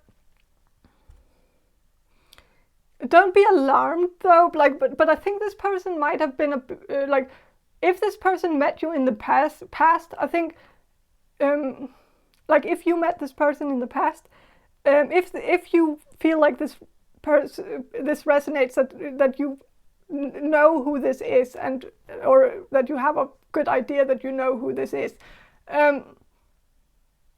then I think this person might have seen you as annoying back then, but I think it's more or less because you thought this person was annoying. So I think you, like if this is someone you met before, I think you thought this person was annoying in the beginning, like the first time you met them.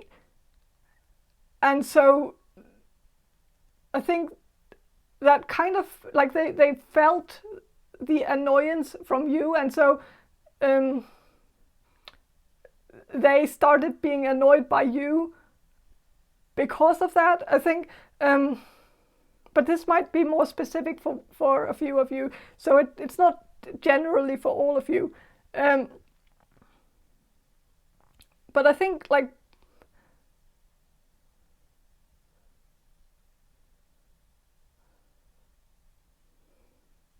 I think this person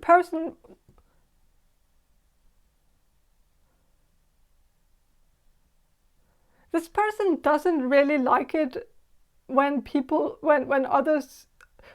talk too much. But they don't like it either when people don't talk at all. And so it's kind of so maybe that's what I'm picking up on. I think this person is very much the type that's very, I think this person is kind of judgmental of others, or not judgmental, but very critical. And so in order for other people to impress them, or to like if this person should like someone, then the person should live up to some very high standards where they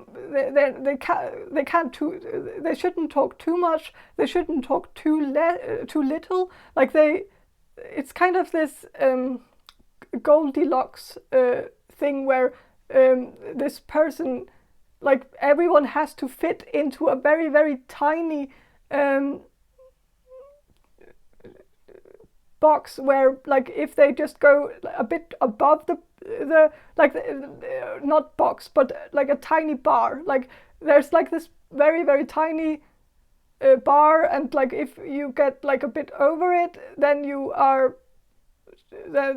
it's not good enough, and if you are under it, it's not good enough either. And so it's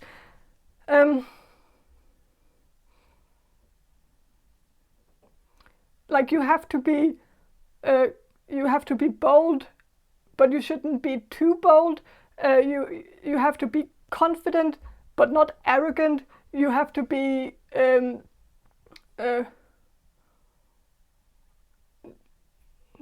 yeah. So actually, for some of you, I think this person might have ghosted you in the past. So if there's someone you were writing with on Tinder in the past who ghosted you for some reason that you don't know, then there is maybe a possibility that you will actually get a second chance with this person, and that this person is your future spouse. So maybe they will change. Like maybe they will change their mind. But I don't know. It's a bit all over the place.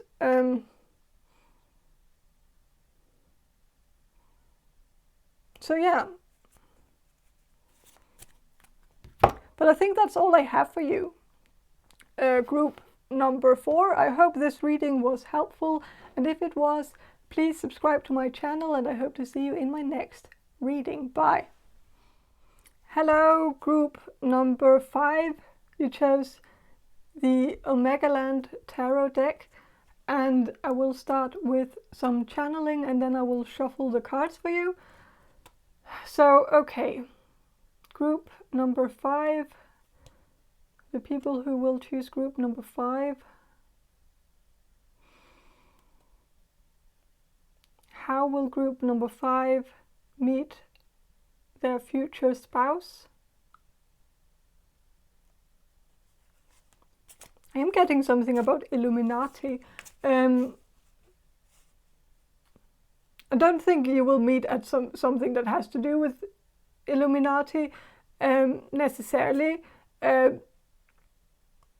But Illuminati makes me think of university in a some kind of fraternity because of I don't know. That was just a weird association that I had. I don't know if, but it could also be some kind of event that has to do with conspiracy theories.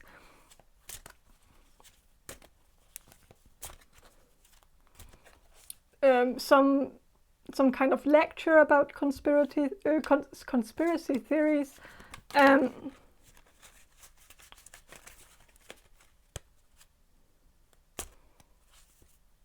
Or some lectures about Illuminati, or about certain brotherhoods, or about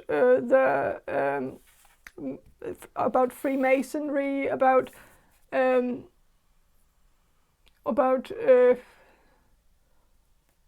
some of the brotherhoods, like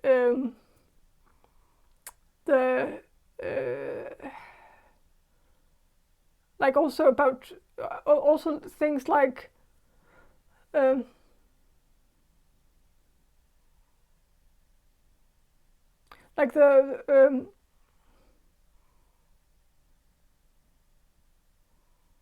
like the Rose Cross, like the Rosencrantz, whatever.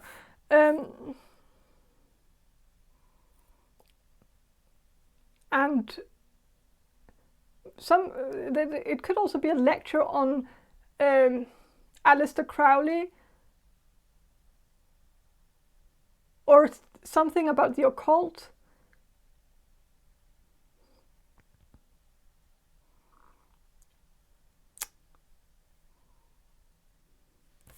Yeah, it could be some kind of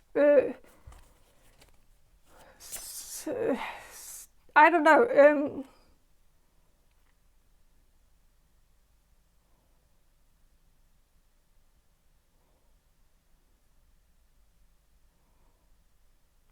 It could also be an event that has to do with the pyramids, like the Egyptian pyramids.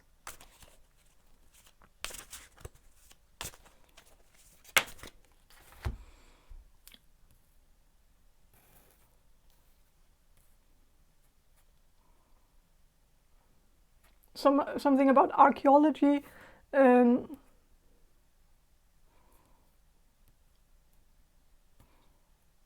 I don't know. It's But yeah, let's see. So okay, with the 3 of Swords,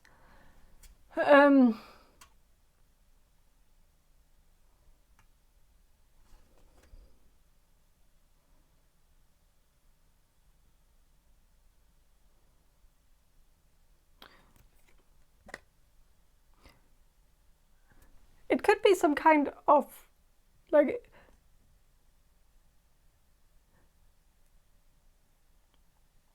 it could also be a political event that has to do with like a movement that has to do with uncovering some secrets about the government, or some kind of riot against maybe police brutality, or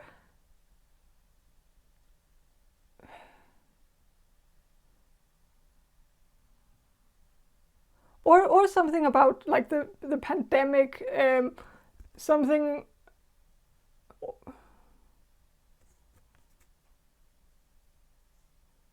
uncovering something about the pandemic, some of the secrets behind the pandemic or something.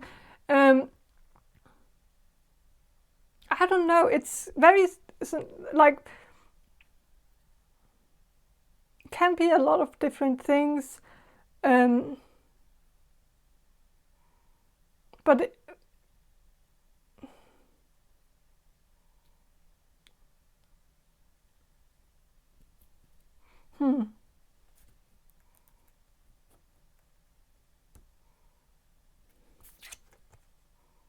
the High Priestess, and also 2 of Pentacles reversed. And so with the High Priestess,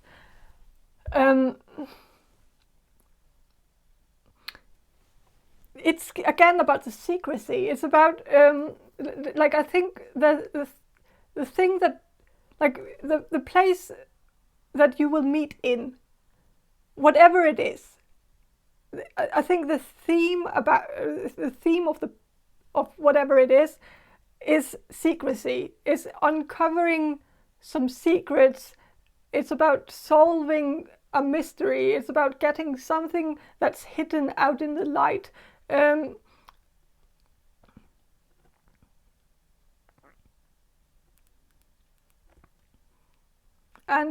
that could also be something like crime, like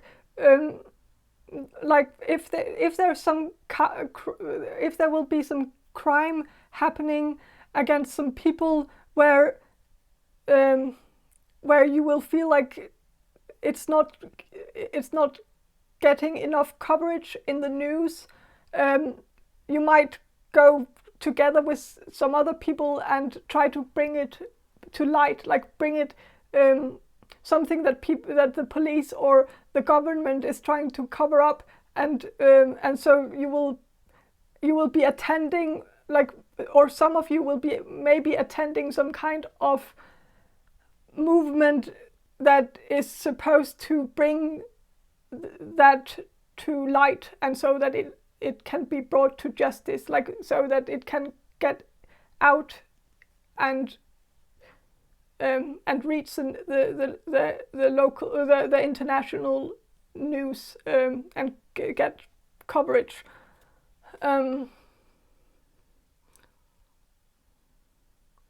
So I think you will meet at some kind of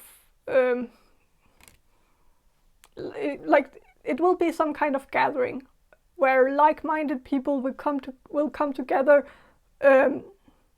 to either bring something to light, like bring or to solve some kind of mystery, or to uncover some kind of secret or whatever.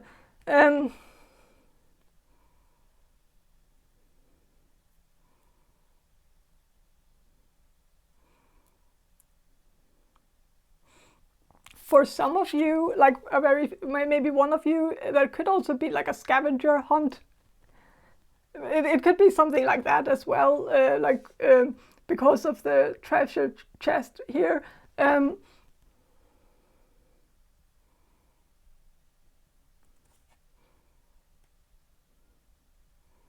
But I am getting more that it's about conspiracy theories, about uncovering some secrets that other people have been trying to cover up or something.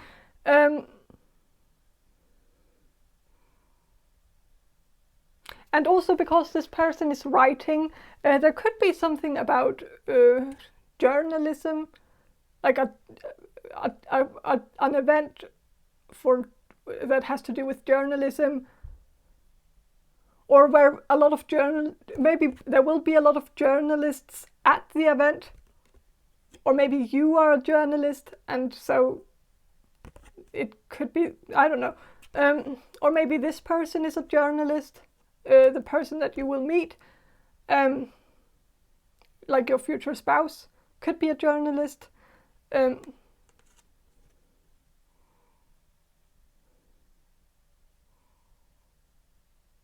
Or a reporter.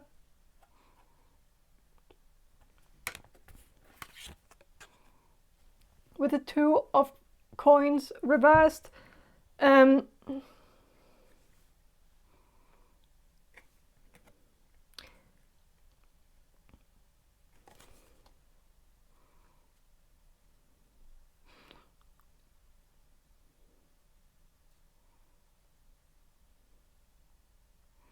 there could be some, like this person, like when this card is upright, it's an illustration of a person who is like giving food to you, like, or to the person like who's looking at the card, or so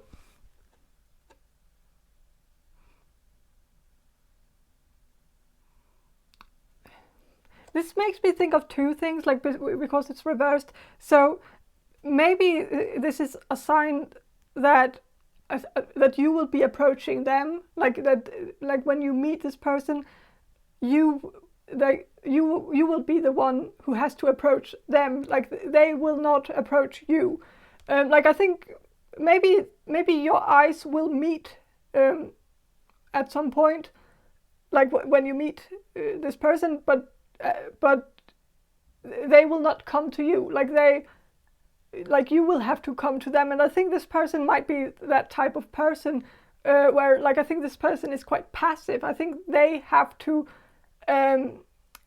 be approached, like they have to have other people approach them because they don't feel comfortable or whatever with approaching others. And so they will wait for you to approach them. So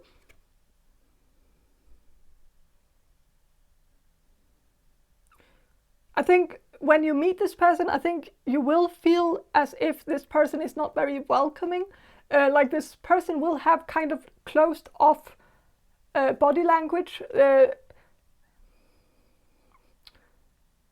And they will seem very reserved and very hard to get into contact with. I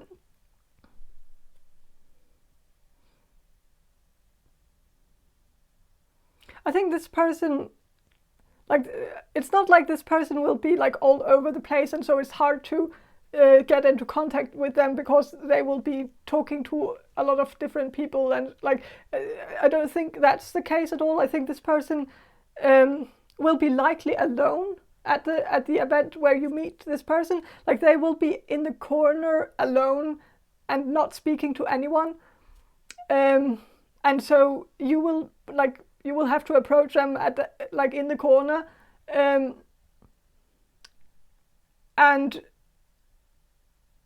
I think you actually, like when you approach this person, you will kind of do it as a favor to them, because like you will see this person like standing in the corner, and you will feel kind of bad for them because they are all alone, and you think they need you to come and rescue them in a way, like, and so you will approach them and say hi and whatever, and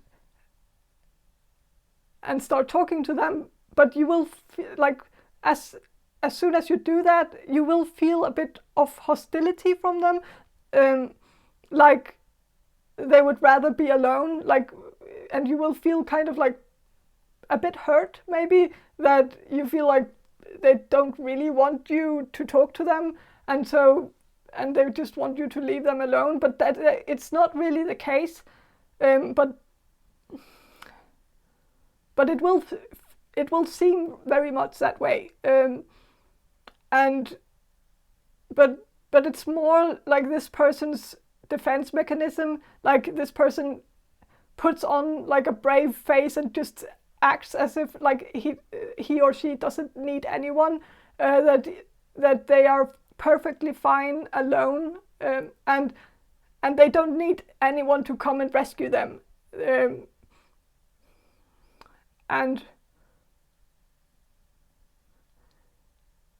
but I'm also getting that because this person is so reserved, I think this person is very much in their head, and they are very much living in their head, in like they are not. Sometimes I think this person closes off completely from their environment, and so they are just living inside their own fantasy, inside their brain, and so sometimes they actually do want to be left alone because they are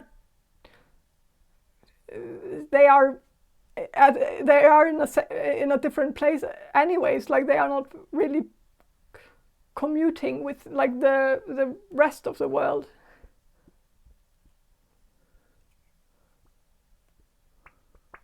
So I think you will feel like there's like when you meet this person, you will very likely have a conversation with them, and I think you will feel as if they don't give you very much because this person is giving something and it's reversed, and so I think this person keeps a lot of things to themselves, like they are not giving, like a giving person, and like they are not a sharing person, like they don't share information with others very easily, and so I think you will feel like they are a bit closed off and a bit withdrawn, and that you have to pull out information out of them, like it's a bit of a chore, like, and so like I don't think the conversation will be very easy in the beginning, but I think it's because this person doesn't open up very easily, and so I think like right when you meet this person, I don't think you will like them very much because they are so guarded, but I think as they soften up to you, I think you will get to know them better, and I think you will see that this person is much more than the hard shell that they put on. 8 of Wands reversed. Yeah, I think this will be a very a very slow. It will be a very slow start. Like the start of this relationship will be very slow, and possibly very frustrating. Like it will be. And you will not be able to tell if this person even likes you. And it will be very confusing, and you will have times where you think they don't like you at all, and you will have times where you think they like you. And so this person will be giving you a lot of mixed signals, and they will act as if they don't care about you at one point, and then they will care about you a lot at another point, and this whole thing will be very, very frustrating. But it's mostly also because I think this person has like abandonment issues. Like they are really afraid of committing to someone or trusting someone because they are afraid that the person will leave them. And so, yeah, this person has very likely a very complicated relationship with either one of their parents, and had probably a very difficult childhood where this person very likely got abandoned by one of his or her parents, and so this person is very, very, like this person doesn't trust very easily, and so this will be a struggle. It will be hard, and you will have to be very, very patient with this person, and it will move like so slowly, like a turtle. Like it will be so slow.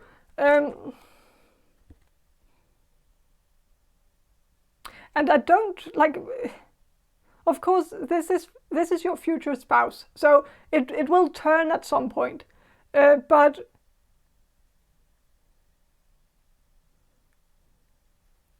maybe it's not really worth it. I know this is your future spouse, and so of course I should be talking. I should be talking nicely about them, and I shouldn't be telling you to not choose this person. But sometimes we choose the wrong spouse for us. Sometimes we get married married to the wrong person. That happens all the time. And so maybe this is not worth it. Like, I think you will find this person quite sexy because they are so mysterious, and so and I think you will enjoy to uncover all the secrets, like make them open up to you, and I think you will see some kind of thrill in the challenge. But I think as soon as you actually get to know everything about this person, maybe the mystery will be gone. And maybe there weren't really that much depth to begin with. Like, maybe the depth that you will be interested in or attracted to is maybe not really there. Maybe this person is just reserved and closed off, and maybe it's not necessarily because they have a lot of depth. So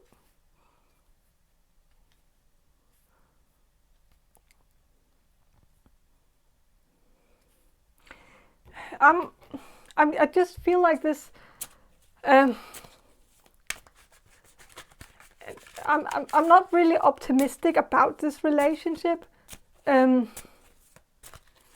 So how will this relationship be between group number 5 and the person who will be their future spouse? 8 of Cups. Okay, yeah. 8 of Cups is about leaving. So I think this is very likely to end up in divorce. So that's it's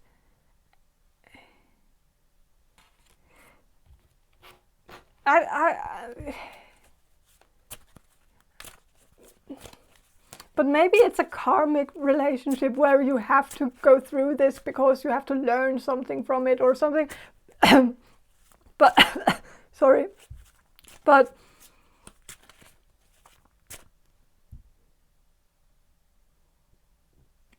I'm not. I don't know if this is a good person. What is this like? I asked like for the other groups before you, I asked the cards about what the first impression was of their future spouses, and that was a very interesting question for all of them. But I feel like I have to do it for you too, because I don't want to rob you from that experience. But I'm just a bit concerned that this person's first impression of you will not be very nice, and maybe, I don't know, 5 of Cups. Okay, so it's maybe it is nice. Okay, so no, it's not nice. It's the glass half empty kind of. So I think like the first impression that this person will have of you will actually be that they will actually look at you as if the glass was half empty, and so they will be looking at flaws, they will be criticizing you, and they will be seeing you as less of or less than them, and so they might even see you as a bit inferior to them, and that's not a good way to like I think this person, there's also like the grumpiness or the reserved way this person will be like the first time you meet this person could be because of an ex, like so the trust issues that this person has could also be because of a previous relationship. So maybe this person, like when you meet this person, they will be mad about their ex, and so but in a way I think they will compare you to their ex, which is unfair. And I think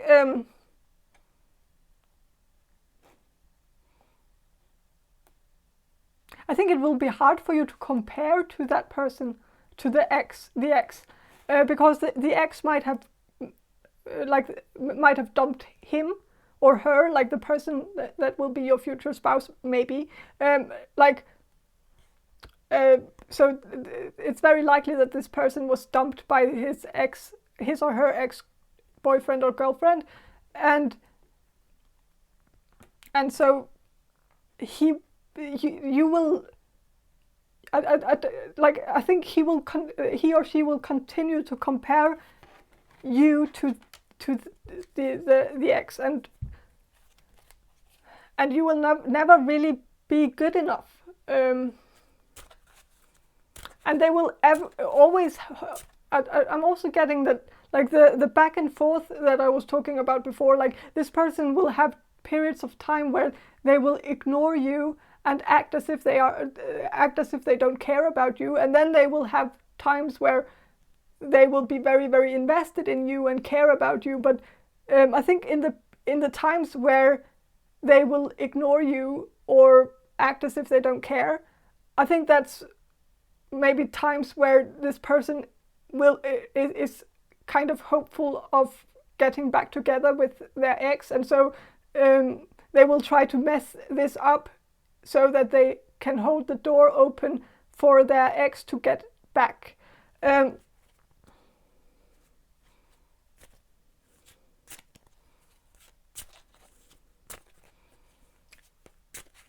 It's also very likely that this person, like if you got in a relationship with this person and the ex would come back into this person's life, they would choose that person instantly over you.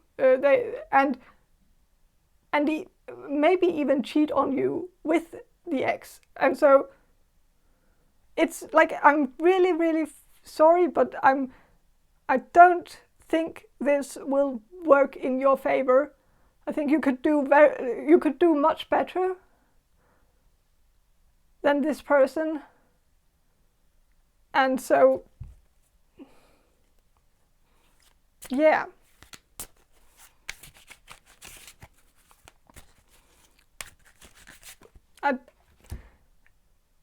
yeah, so I think that's all I have for you.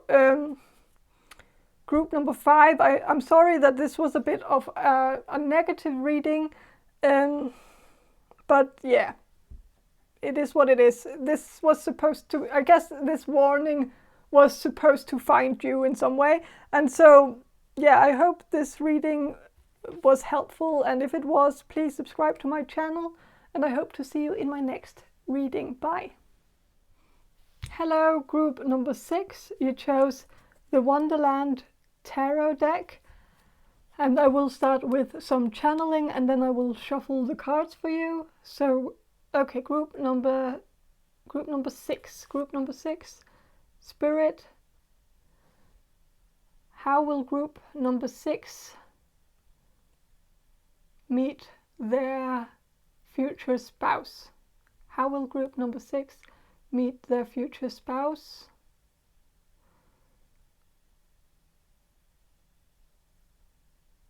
It could be at a festival, like some kind of outdoorsy thing. Maybe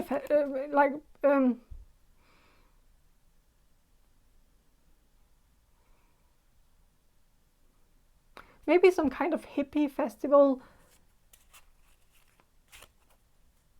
or just some kind of concert.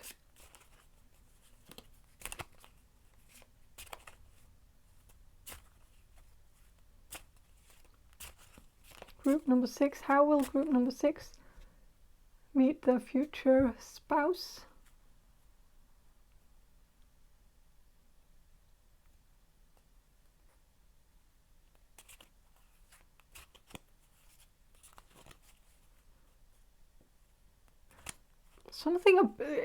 I'm getting something very very strange, something about,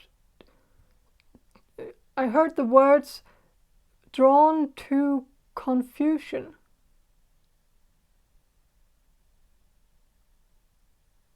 I don't know what that means, but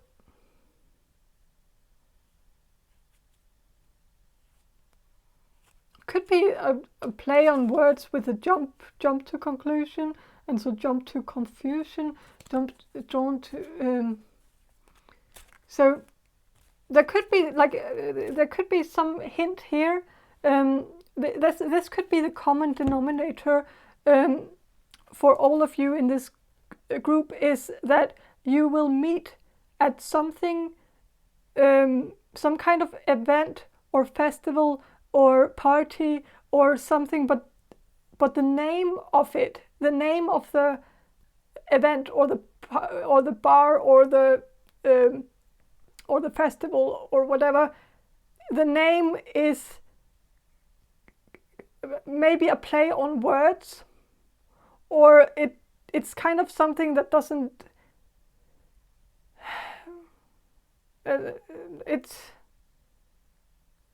it could be a play on words.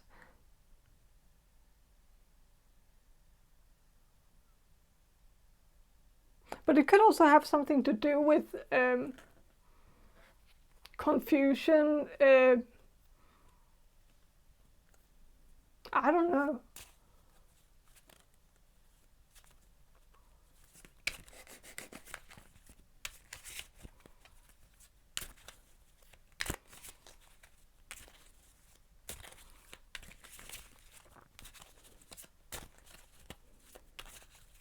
But it could also be a band, like it could be like some kind of concert with a band that has like a name that's a word on that's a play on words, or something that has confusion in it, like in the name, or drawn to something that has, I don't know.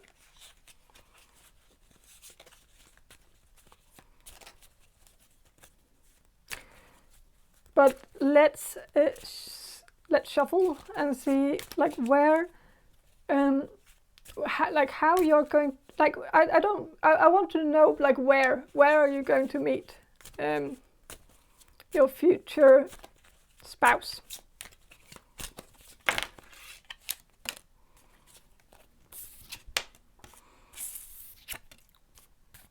Okay, so with strength reversed,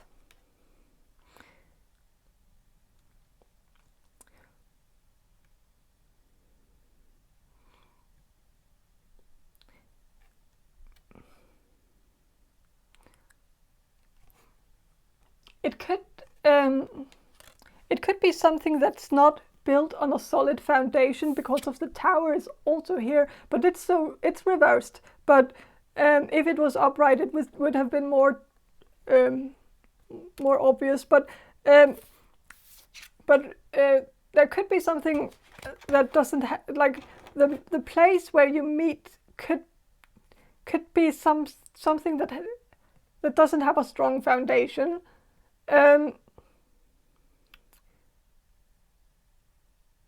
It could be on ground that's not solid. So it could be at a festival where there's a lot of mud on the ground, so the ground is not very solid.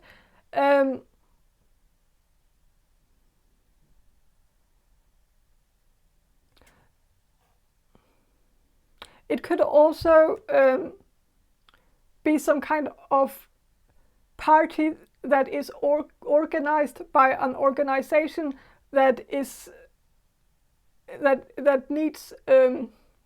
needs fundings in order to be able to work. Like it could be some kind of party that is supposed to raise money for maybe a store that's about to get closed because of the pandemic or something, where it's maybe a store that a lot of people really like, and so they will have some kind of party to raise money for it.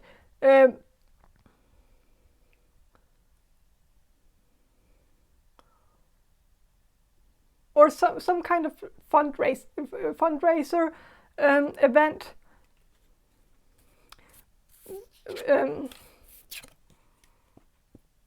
With a page of oysters, which is page of pentacles, it could have something to do with your school as well. Like if you're a student, there could be some kind of local fundraiser for maybe an organization in your school, like or for your school, like a fundraiser for or some kind of event raising money for the school, or for students who don't have a lot of money, or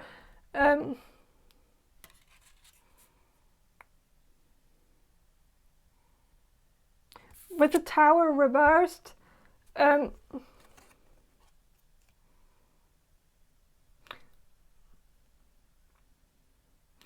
yeah, the tower, when it's upright, it's about something that's it's about like a tower that's built on solid ground, and so it has to be put down because it's on a rocky foundation, and so it's the right thing to do to pull it down so that something else can be built up in its place, something that's more solid, something that's not going to break down, and so when it's reversed, I think you will meet at some kind of event that is trying to prevent something from happening, like prevent the inevitable in a way, where it's like it's like the last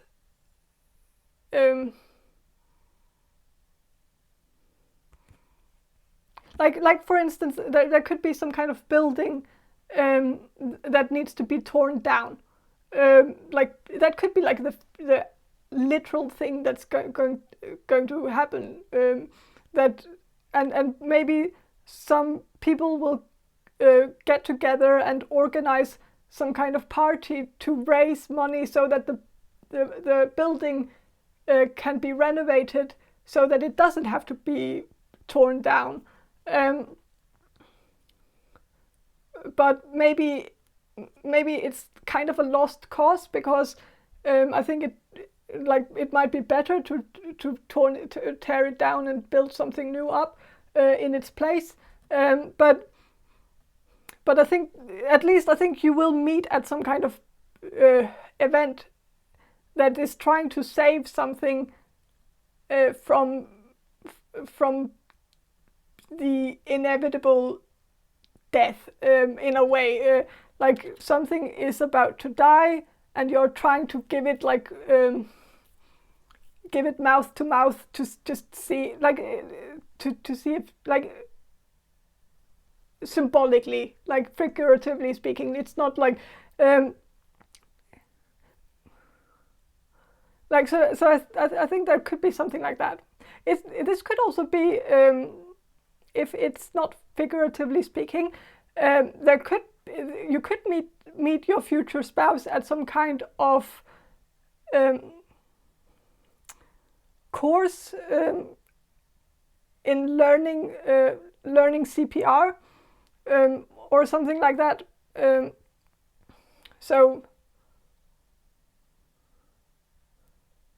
maybe you have to learn CPR to be able to take your driver's license or something, and so you have to like go to some class to learn CPR, and so maybe you'll meet this person there.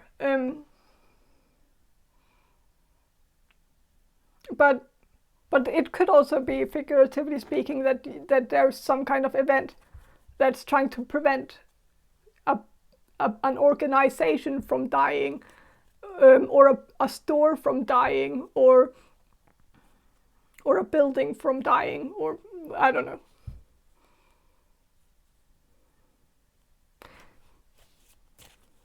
But what will happen when you meet?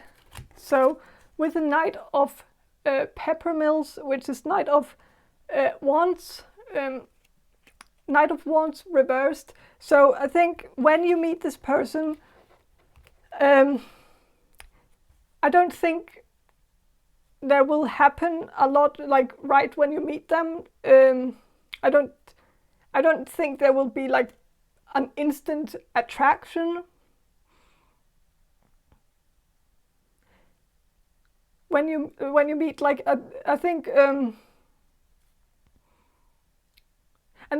but I think it's mostly because you will likely meet very briefly.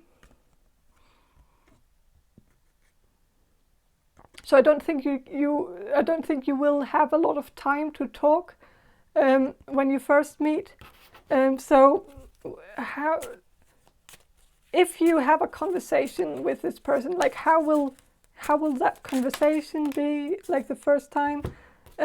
Okay, so 8 of Cups. I think the conversation. I think you will start a conversation with this person right when you meet them, but I think the conversation will be disrupted right in the middle of the conversation, and either you or them, like either one of you has to leave right in the middle of the conversation, and so it will have like an unorganic end to the conversation. And so I think there could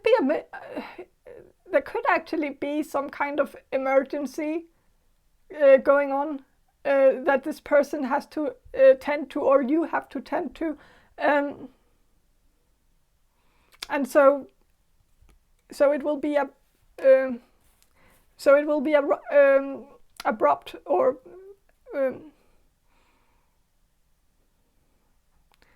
so the conversation will be very short, like the first time you meet.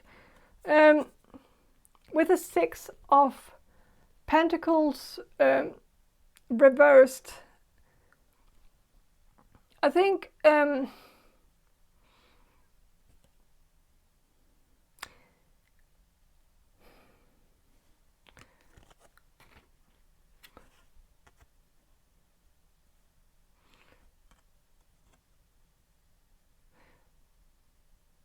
there could be something about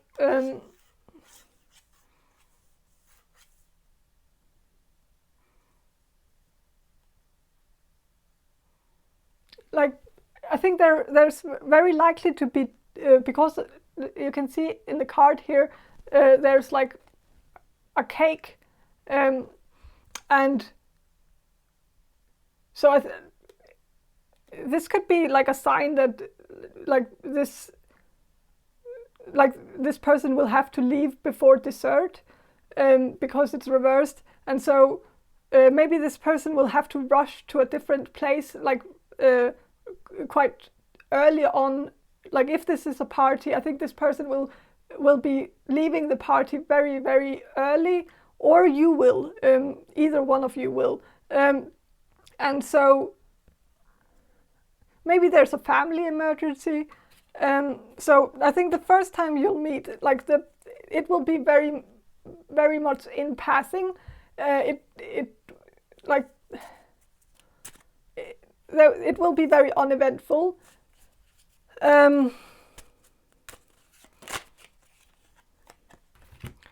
With 4 of Cups, yeah, so there could also be like a slight rejection in the beginning, or you could feel as if you are I think you will maybe feel a bit rejected by this person, because they will leave,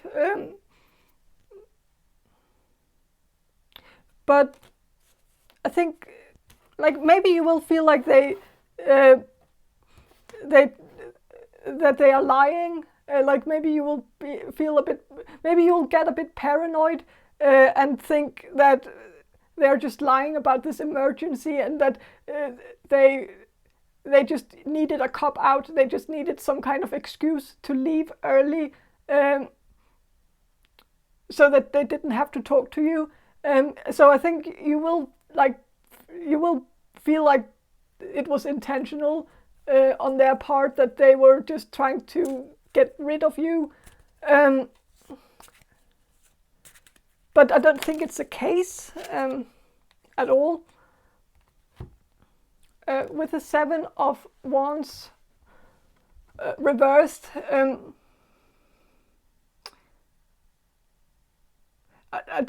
the first thing that came into my mind when I saw this card is actually a bit weird, but I thought, like, if it walks like a duck, and if it sounds like a duck, and if it's like then it's probably a duck, and as you can see here, it's like a bird head with maybe lion feet or whatever. But so it could be like a sign that everything is not going to be as it seems when you two meet the first time. Like, there might be some misunderstandings, like you will jump to some conclusions, but in reality, yes, it quacks like a duck, but it doesn't walk like a duck, because it walks like a lion. And so it's not necessarily as, even though it seems obvious that this person might try to get rid of you, that it seems that way, then I think there are more to the story. There are more layers. There are things that are happening behind the scenes that you don't know about, and so jumping to any conclusions prematurely is not going to be a good. It's not a good idea. So maybe give this person a chance to redeem themselves. So I want to know what this person's first impression of you will be.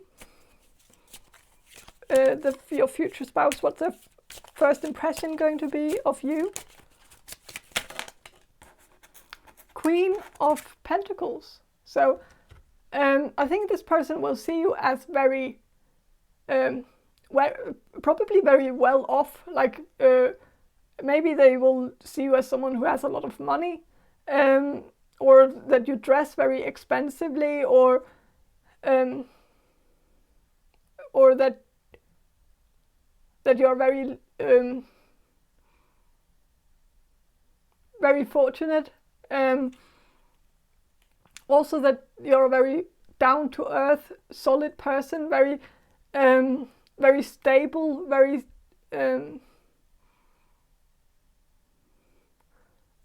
like very stable-minded as well.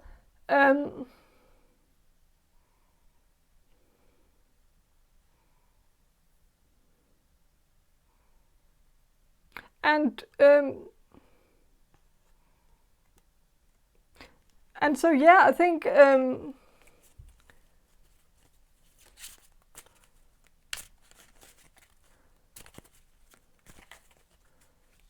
I don't think it will be like, I think they will actually like you when they, like, their first impression of you will be good.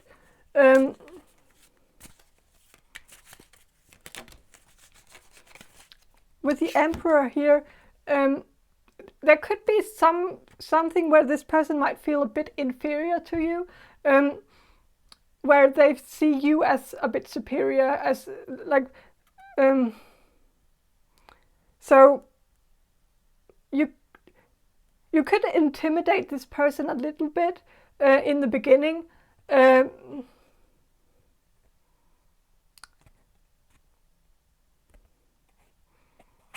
So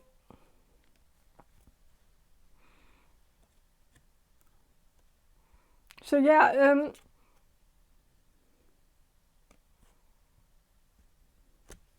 but I don't think that's why they're going to leave the conversation, like in the middle of the conversation. I think it's more likely that it's just because they have an actual family emergency, because I think this person is going to have a good first impression of you. So yeah. But I think that's all I have for you, group number 6. I hope this reading was somewhat helpful or enjoyable, and if it was, please subscribe to my channel, and I hope to see you in my next reading. Bye. Hello, group number 7. You chose this, the Wild Unknown tarot deck, and I will start with some channeling and then I will shuffle the cards for you. So, okay, group number 7. The people who will choose group number 7. Spirit, how will group number 7 meet their future spouse?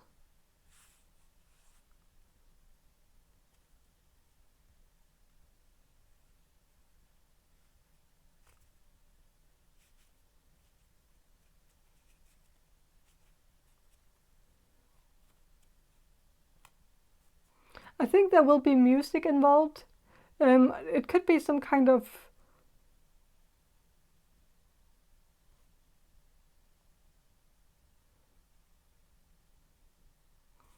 something maybe that has maybe some rock concert or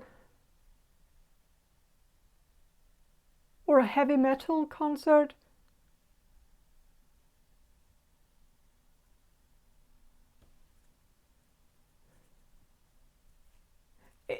Or some kind of bar that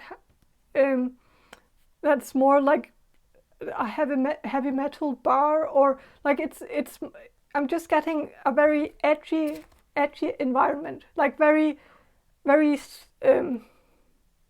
like graffiti on the walls, a bit smudgy, or a bit like just a bit raw, a raw environment, like urban, some.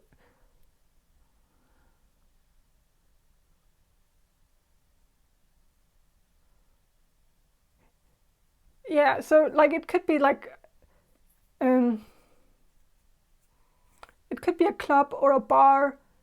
Like I'm just getting that it's not very likely a concert, like a big concert, because I'm not seeing like a lot of people, like, and I'm not seeing like that it's going to be outdoors. It's more like intimate inside, like a bit of a small space.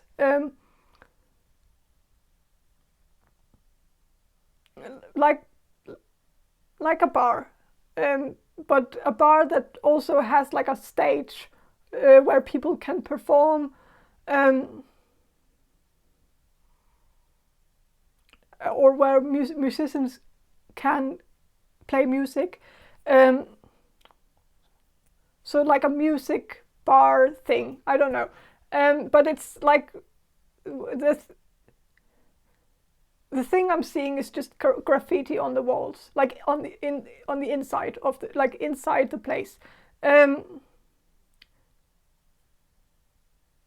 Very likely, um, the walls could be filled with graffiti, like from like all over, like, and possibly very pretty graffiti, like graffiti that actually looks like something. It's not like just someone who spelled out their name on the wall. It's more like actual pictures of maybe people,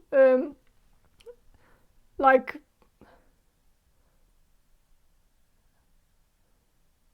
I don't know why, but um, this could uh, I saw like a picture of Malcolm X, so there could be like some kind of graffiti um, picture of Malcolm X like inside this bar. Um,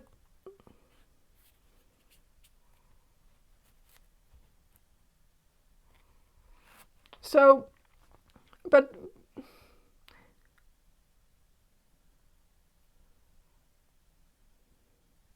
so yeah, it could be like on, like it could be on a loft, or like on like the top of a building, but it could also be in like a um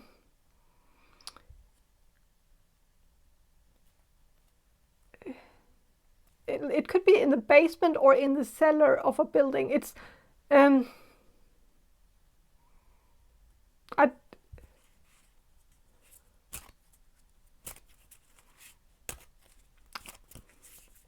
but it seems very edgy and urban um and raw.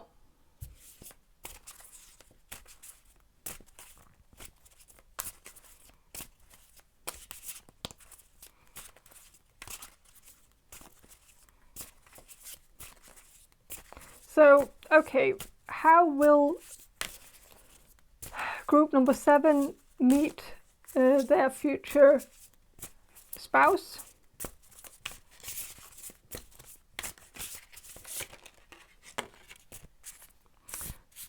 The world. So,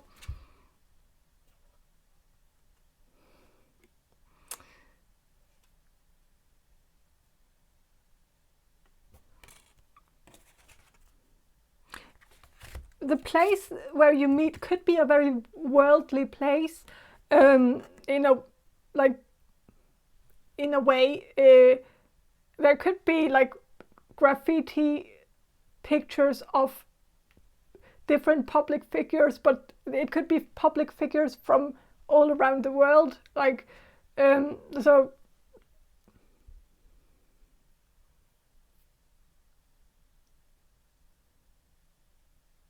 But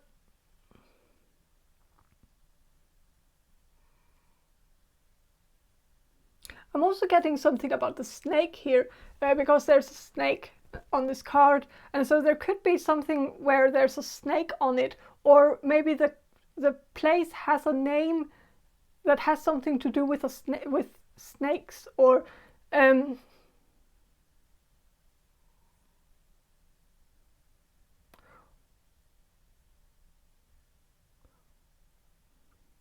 or there could also be like something with Norse mythology, with a I'm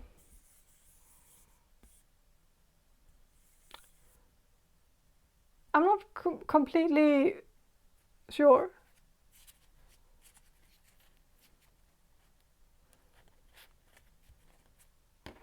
But there could also this is also the end card, like it's the last card in the tarot deck, and so it's often associated with endings, but also that endings always have new beginnings. But like I want to focus on the ending part, because maybe it's a sign that you will that the place that you will meet this person at is going to be at the end of a street, or that you will meet your future spouse at the end of an era, like at the end of the school year, or at the end of something, like the end of the pandemic, or the end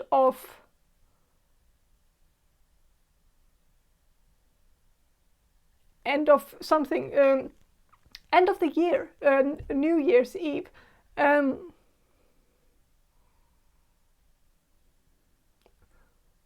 There could just be some kind of celebration of the ending of something. And okay, so, but how will you meet this person who will be your future spouse? Group number 7. How will you meet?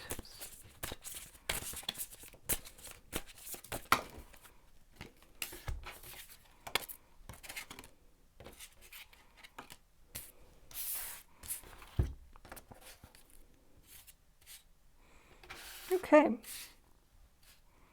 A lot of reversals.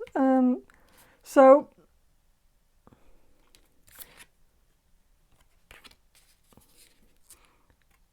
Ten of Swords reversed.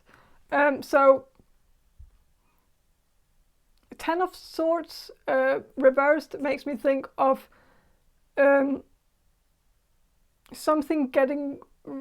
It makes me think of a relief, something that you are getting relieved of. So this also makes me think of like the end of something. So it could also be the end of something bad, like the pandemic, or a very, very horrible school year. So, or maybe you will meet this person like right after a breakup, or in a very like right after like a very hard period in your life.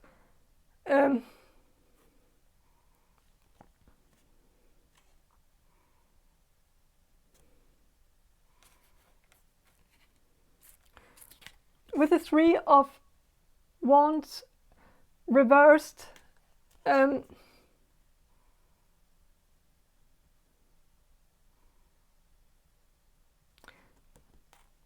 this also makes me think of endings and beginnings, because these look like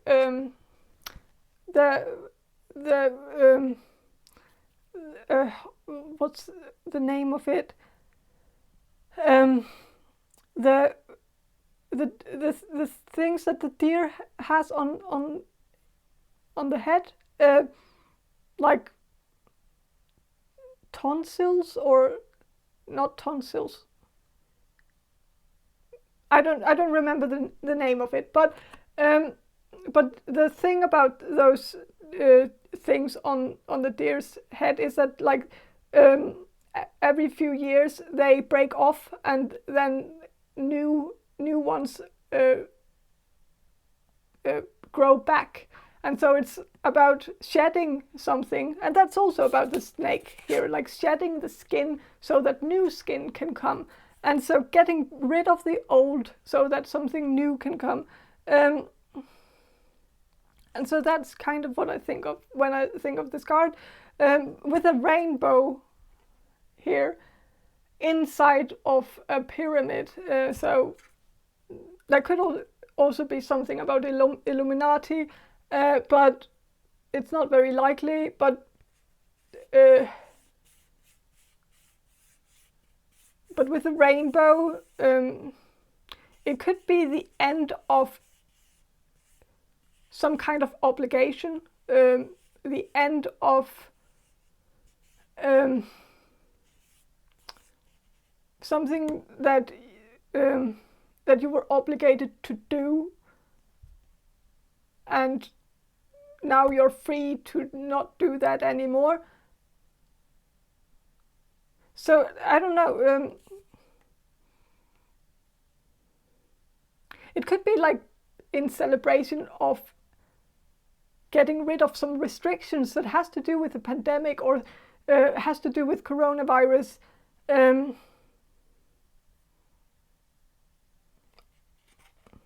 don't know. With the Eight of Swords reversed as well.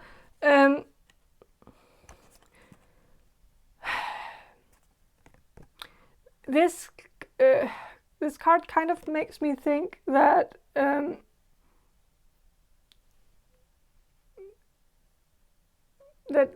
could I think when you meet this person, I think you will eliminate some of the, like it will be at the time where you will start living your life without fear and anxiety in some way. I know it. I know I'm being very, very vague here, but it is because this is a bit vague. But it's gonna mean something different for all of you, and so I'm trying to be so general as general as I can, because I see a lot of different things going on, and I'm trying to find the common denominator in all of this. But I think I think you will, like, maybe, like, if it has to do with the pandemic, like if you meet this person at some kind of party in the future, it might be like, it might be something where you are going out of your comfort zone in a way, because you might not have been, like, this time might have given you a lot of anxiety, and it has given a lot of us a lot of anxiety, and maybe even social anxiety, and we all have to like relearn how to be social again, and party again, and dance up against each other again, like when this is going to be over, if it's going to be over. But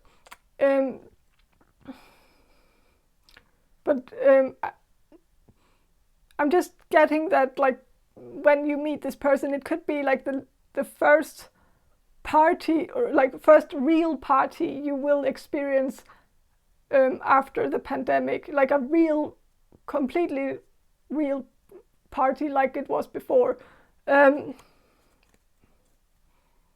or something like that. So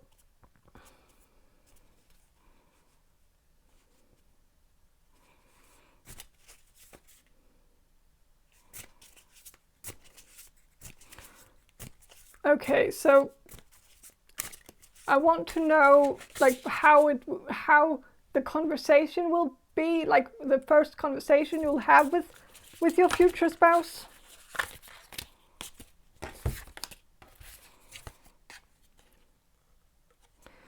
So 7 of Cups. So I think your first conversation will possibly be about your dreams, like the dreams for the future. I think it will go quite deep. I think you will have a quite deep conversation with the 8 of Cups. I think you might share some of the things, some of the more difficult things. Like I think you will be open about your struggles in life. Like I think you will open up to this person quite quickly and tell them your worries, and maybe also if you've had depression, I think you will open up to this person about it, or maybe this person will open up to you about it. And so I think it will be a very deep and honest conversation.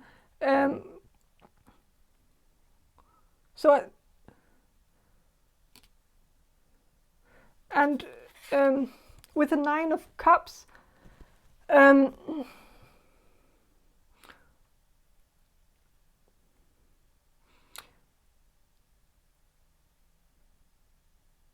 I think you will be very pleased with the first conversation that you two will have. I think you both will feel very comfortable in each other's company, because like I think none of you will feel like you want to be somewhere else. Like both of you will be content with being just the place that you are. Like you won't be rushing away to somewhere more exciting. You will feel very good just sitting there and talking to each other. I am seeing some kind of couch. So I don't know if this is like some kind of place where there's like couches. So it still could be a bar or a club, but they could have some cozy couches for some reason.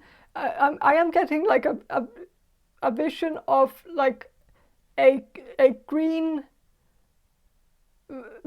velvety, or not velvet,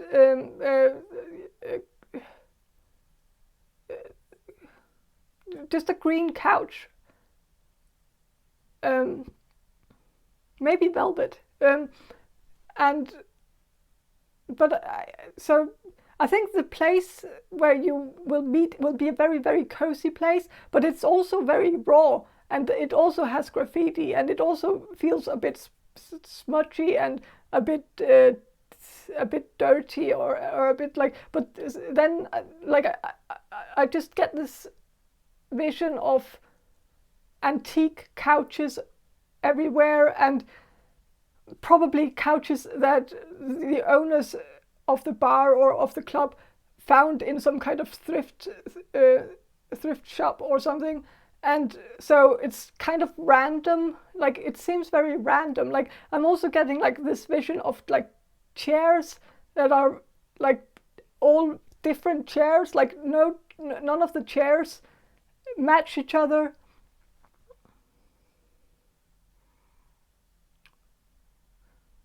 So and like this place has a really cool vibe I'm getting. And I think you will both feel very comfortable at the place, but I think also just in each other's company, you will feel very comfortable. And I think you will be sharing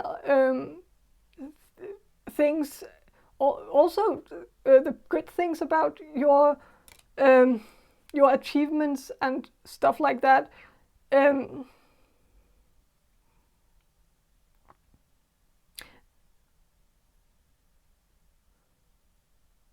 So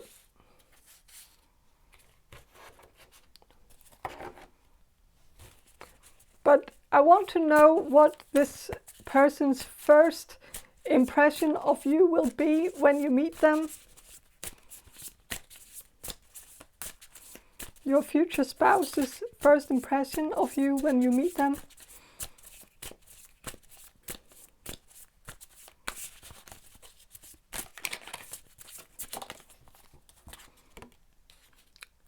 Father of Swords.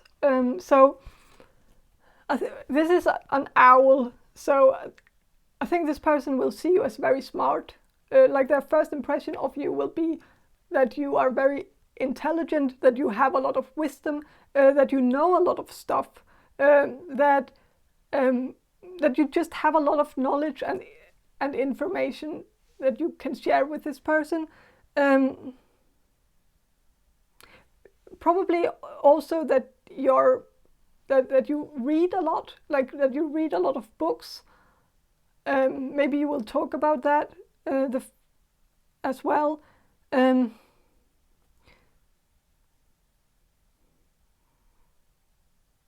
also getting, like, with this sword here, it kind of makes me think of a lightsaber. So I think this person will see you as very smart, as the owl, but I think this person will notice a side of you that's a bit more geeky or nerdy, that you might be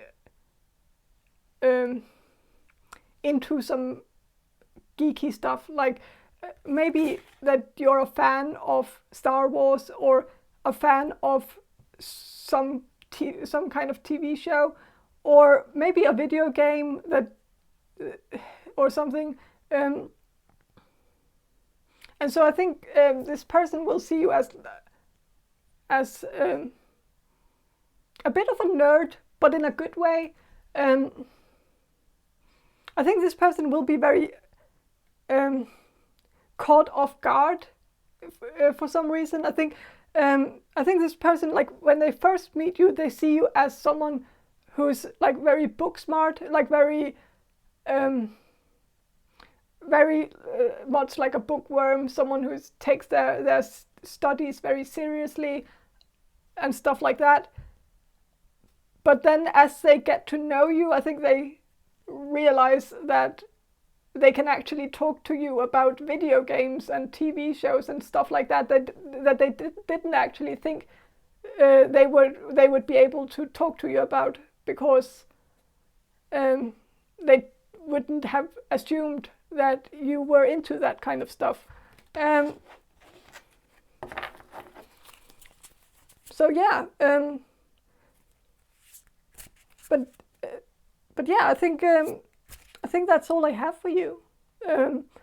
Group number 7. I hope this reading was somewhat helpful or entertaining, and if it was, please subscribe to my channel, and I hope to see you in my next reading. Bye.